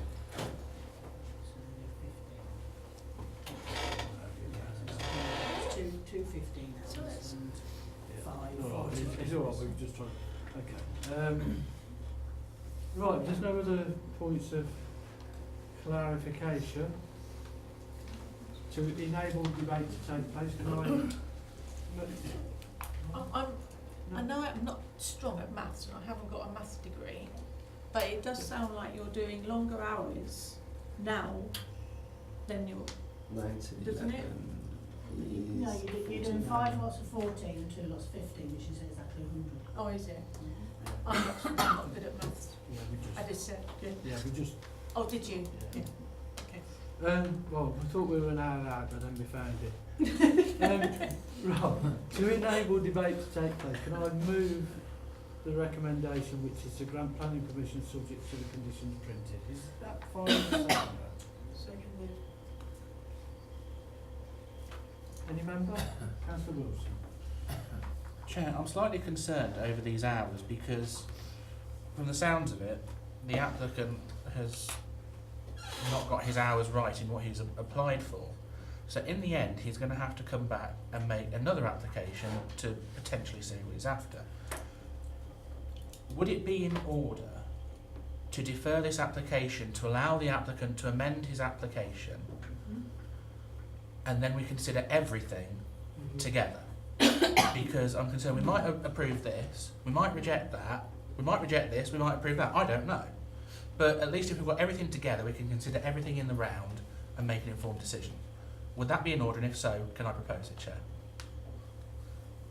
You can, if we feel we're going to withdraw our thing, yeah. Otherwise we're back to the refusal or agreeing it.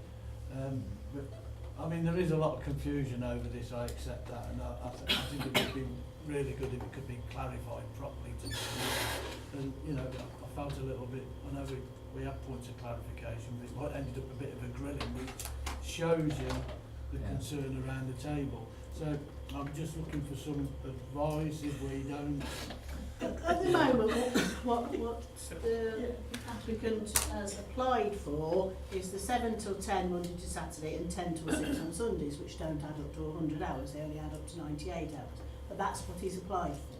Right. Any difference would, Councillor Wilson's correct, either require another application after this one has been considered, or an amendment to this application, because we've consulted all the residents on the basis of what he's applied for.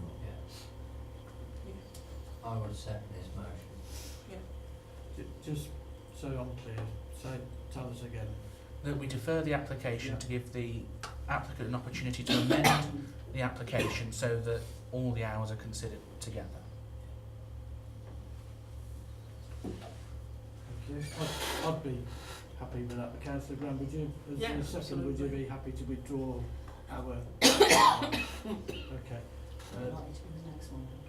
Right, so it's been moved and seconded that we defer the item to look at another an amended application. Oh, sorry, I didn't. Put hand up to speak before you move, before anybody else moved in. Well, Councillor Shepherd, I didn't see you. Stick your hand up it or shout at me. Councillor Shepherd. I've got concerns that we're deviating away from the application that's been put in. I understand what maybe saying about deferment, but the residents have been consulted on this application. The residents have contacted both councillors in regard to issues they're not happy with. I mean, there's nothing in this document about contractual hours, and I don't think that's for this committee to be looking at. So I've got some concerns about the deferment. I would be happier if we're going to defer, but you know, we're then going to have to go out, in my opinion, to the residents again. And there's a cost to us to do that. Well, we've got the application in front of us, so. Right, I'm going to ask what I think is a straight question. Bearing in mind it's been said that there's something wrong with the application. Is the application acceptable in the form we've got it in front of us? I don't mean acceptable in I mean, is it? The application we've got in front of us is a valid application on the correct forms with the correct fee. Right. It's been moved to defer, so the applicant has the chance to amend the application, but that would result in a further consultation. It would, yeah. A full consultation with residents for a further 21 days, so it's unlikely to come back to the next committee. It'll be the committee. I'd also, if it goes through, and I don't know whether it will, if it goes through, I also want to see the contractual requirements that the NHS has to put. Okay. All those in favour of that proposal?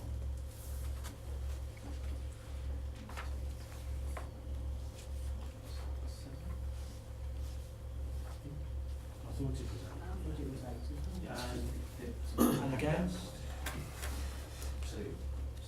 Okay, so it's deferred for you to, if you contact the officers, let them know. Thank you. Okay, thank you very much. Sorry folks, we go back to item number 1.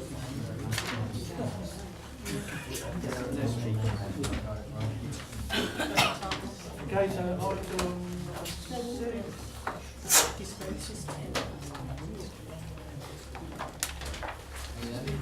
This old chestnut. Keep. We're nearly there, folks. Please. Thank you. King Street Doctor. This application is for the conversion of the former theatre-style building and erection of a 3-storey building to the side of it to create 18 flats with a pitched roof and alterations to the existing building with parking to the rear at 88 to 90 King Street, Bedworth. The site includes the old theatre building or theatre-style building and land formerly used as the old engine pub, which was demolished some time ago.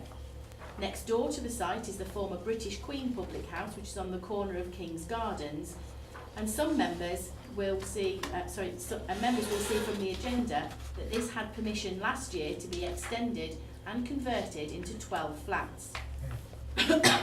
On the addendum, there is an application to be added in the history section, which is under consideration at the moment, which seeks to make changes to that original permission, particularly the layout of the site and the car parking, to allow this site to be accessed.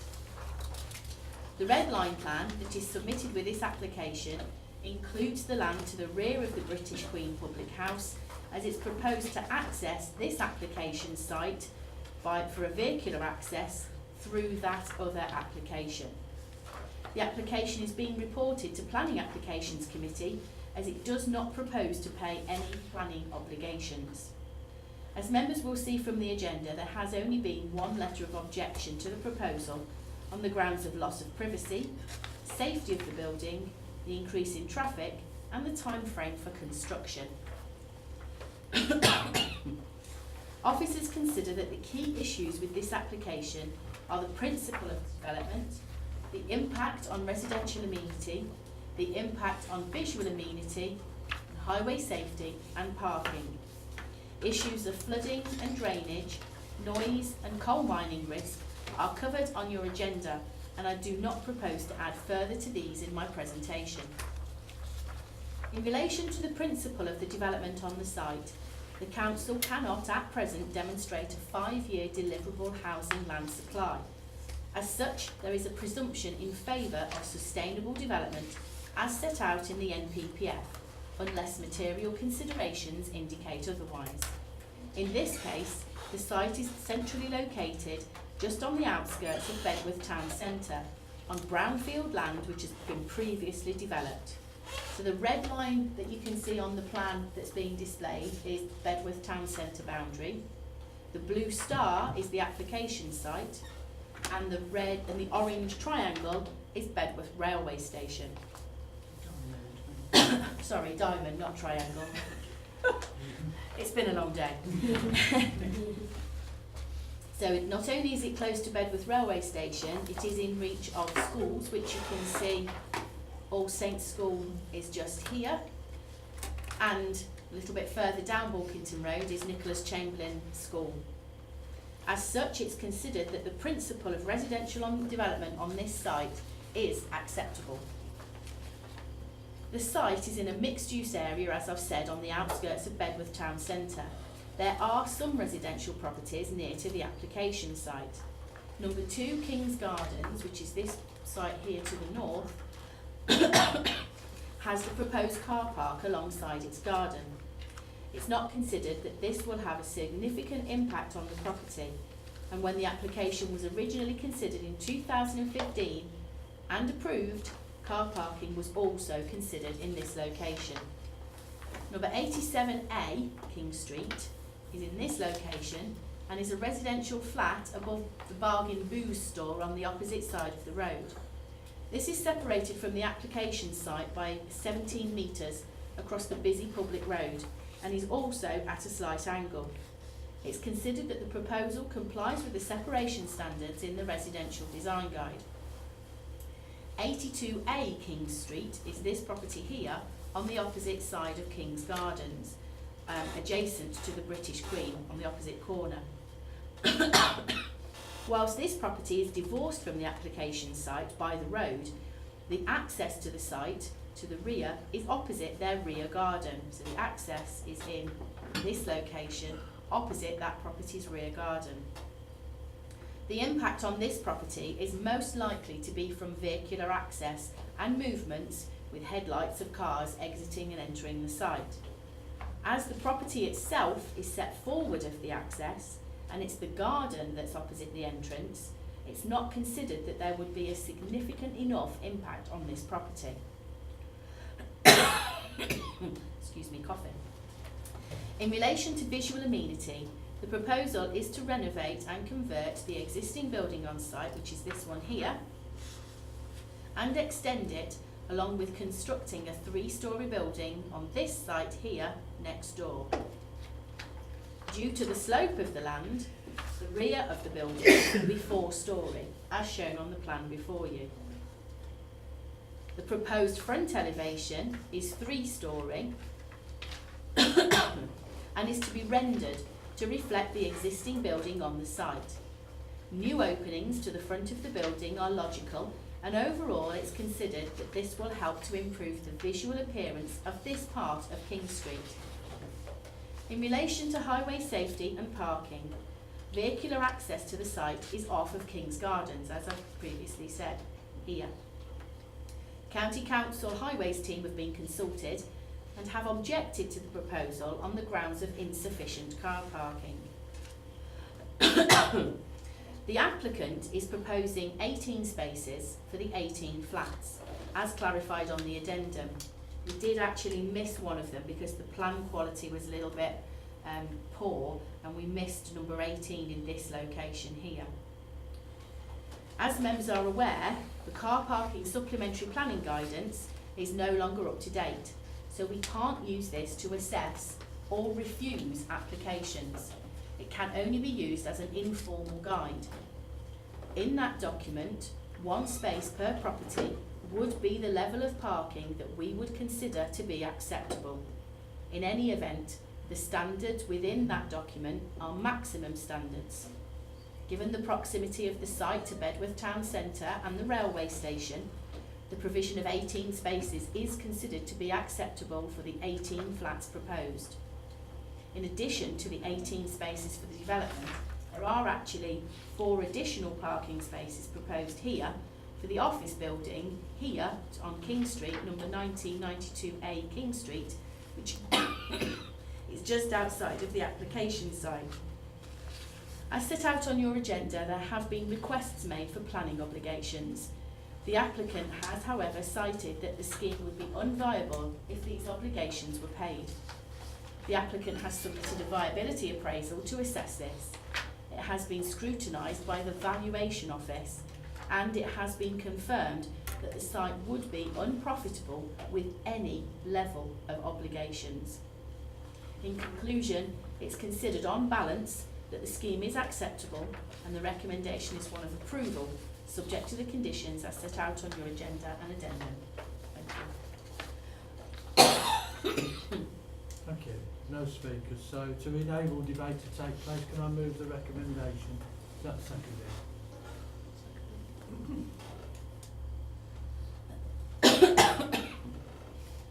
Any member? Councillor Pumphrey. Could I just ask for officers to clarify, if we're allowed to know that is, why it would be unviable? Is there something specific to this site which makes the construction of these more expensive than elsewhere. And blocks of flats have been built all over the borough of similar proportions, and I don't know in detail. All I can tell you is that the Valuation Office have scrutinised their valuation, their viability assessment, and have concluded that it is unviable to require Section 106 obligations. I don't know the exact detail of why it would be unviable, I'm afraid. Are they 1 bedroom or 2 bedroom? I was listening, honestly. I presume that the resale value of the small apartments in this location isn't great. It's not the same as perhaps apartments even on Heath End Road or within the Nuneaton Town Centre. Carry on, Chair. It's okay. This is a brownfield site, isn't it? Requiring removal of a number of buildings. Is that correct?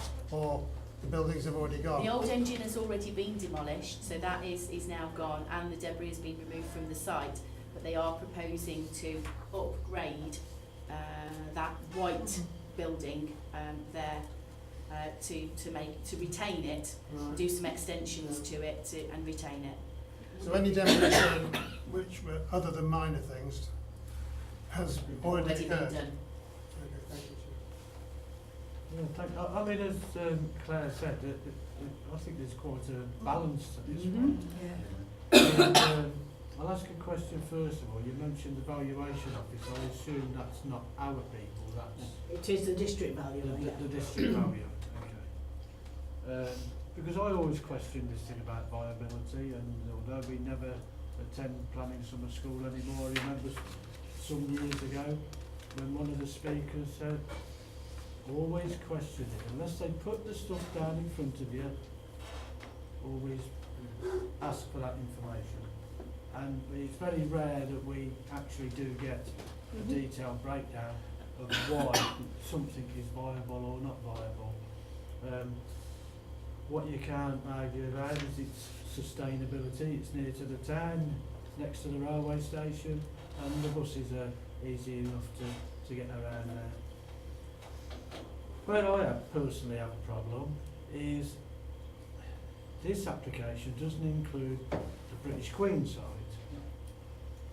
but the access to the British Queen side was off King's Gardens, not King Street. But now, apparently, there's going to be access through the rear of the British Queen side from King's Gardens through to this side, which then makes me feel that there's a lot of additional movements at the top of King's Gardens. And looking at the thing, I think there is there's a house pretty much opposite that access thing, and there's a lot of things.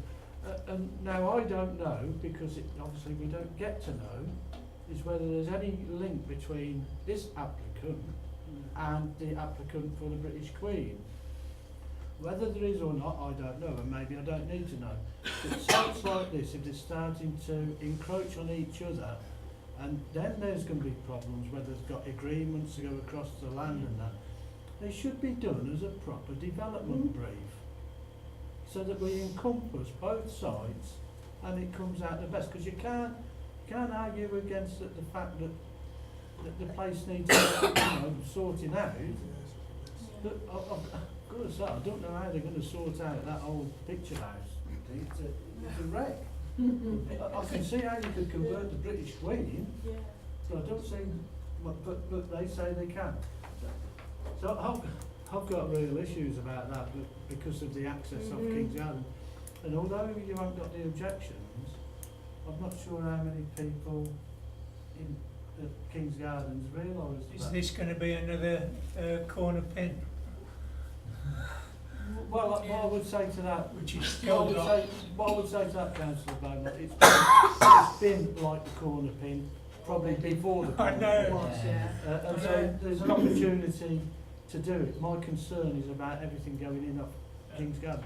But then, that might be me, and like I say, it's a balance, because we did have a previous application for this site for a tyre fitting business. And I think it got approved, although I objected to it because I knew what the problems it would cause on the highways. Committee refused But it. in this particular instance, we've actually got a highway objection. You know, it's... Anyway, I still actually don't know how... You wrote out. Right, sorry if I've taken that. Anybody else? Councillor Llewellyn. Yeah, I hear what you're saying, Chair, about, you know, all that's wrong. It's just a shame because that side of Bedworth, that site, it needs something doing. And at first when I saw this, I thought, oh great, you know. Yeah. But, you know, I didn't realise that the British Queen was still going to be there. I thought that it was going to be the whole of the site with the British Queen knocked down. I could see maybe sort of a U sort of entrance, you know, you go in one way and come out the other. And yeah, like you say, as for the theatre, not too sure about that. But my heart says yes, but my intelligence says something, you know, is there anything that we could ask them to, I don't know, just rejig? We've got what's in front of us. We've got it. Councillor Panther. What happened when we have a British Queen application came last year? That time there was many objections came. Many people was there because I was not council at that time in that area. But I don't know whether the people know or not the access, because there will be more cars going into the King's Garden, because that time there was more problem, more people were complaining. Now whether they know there will be more cars will be going into the King's Garden then going at the back. Whether they think there will be access on the front, you know, so there will be confusion maybe with the residents. That's why they didn't made any complaints. Yeah. They were all consulted, all of them. They've been consulted, so perhaps I'm making more of an issue of it. And just to confirm, sorry, the application for 28 apartments and 2 houses, which did deal with the British Queen and this site, was approved in November 2015, and that had access from the same point for the whole of the redevelopment of that site as well. Right, okay. Councillor Grant. Thank you, Chair.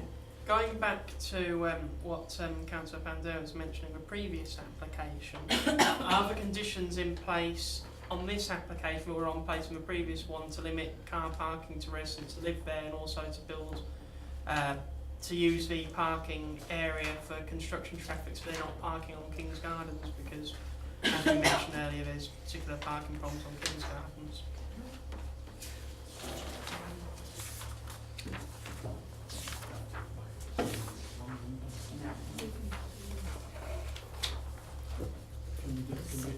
If we don't know, can we have that? Yeah.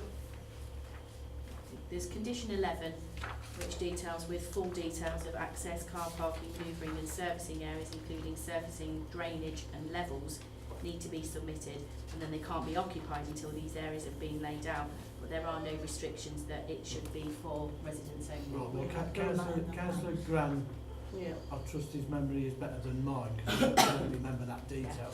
But bearing in mind that, could that be an additional condition that we say it's got to be Condition 12? Yes. Well, that's about, as I understood it, Councillor Graham was on about the residents only being able to use the car park, and also construction traffic. Yes. So we can add the residents only bit to condition 11. Condition 12 already asks them to submit where parking of construction and the car park is. will be built there so that construction traffic can use that instead of King's or elsewhere off road. Right, I think we're there then. If that additional thing goes in about, it has to be the parking's for residents of those things added in. All the things have been taken on board.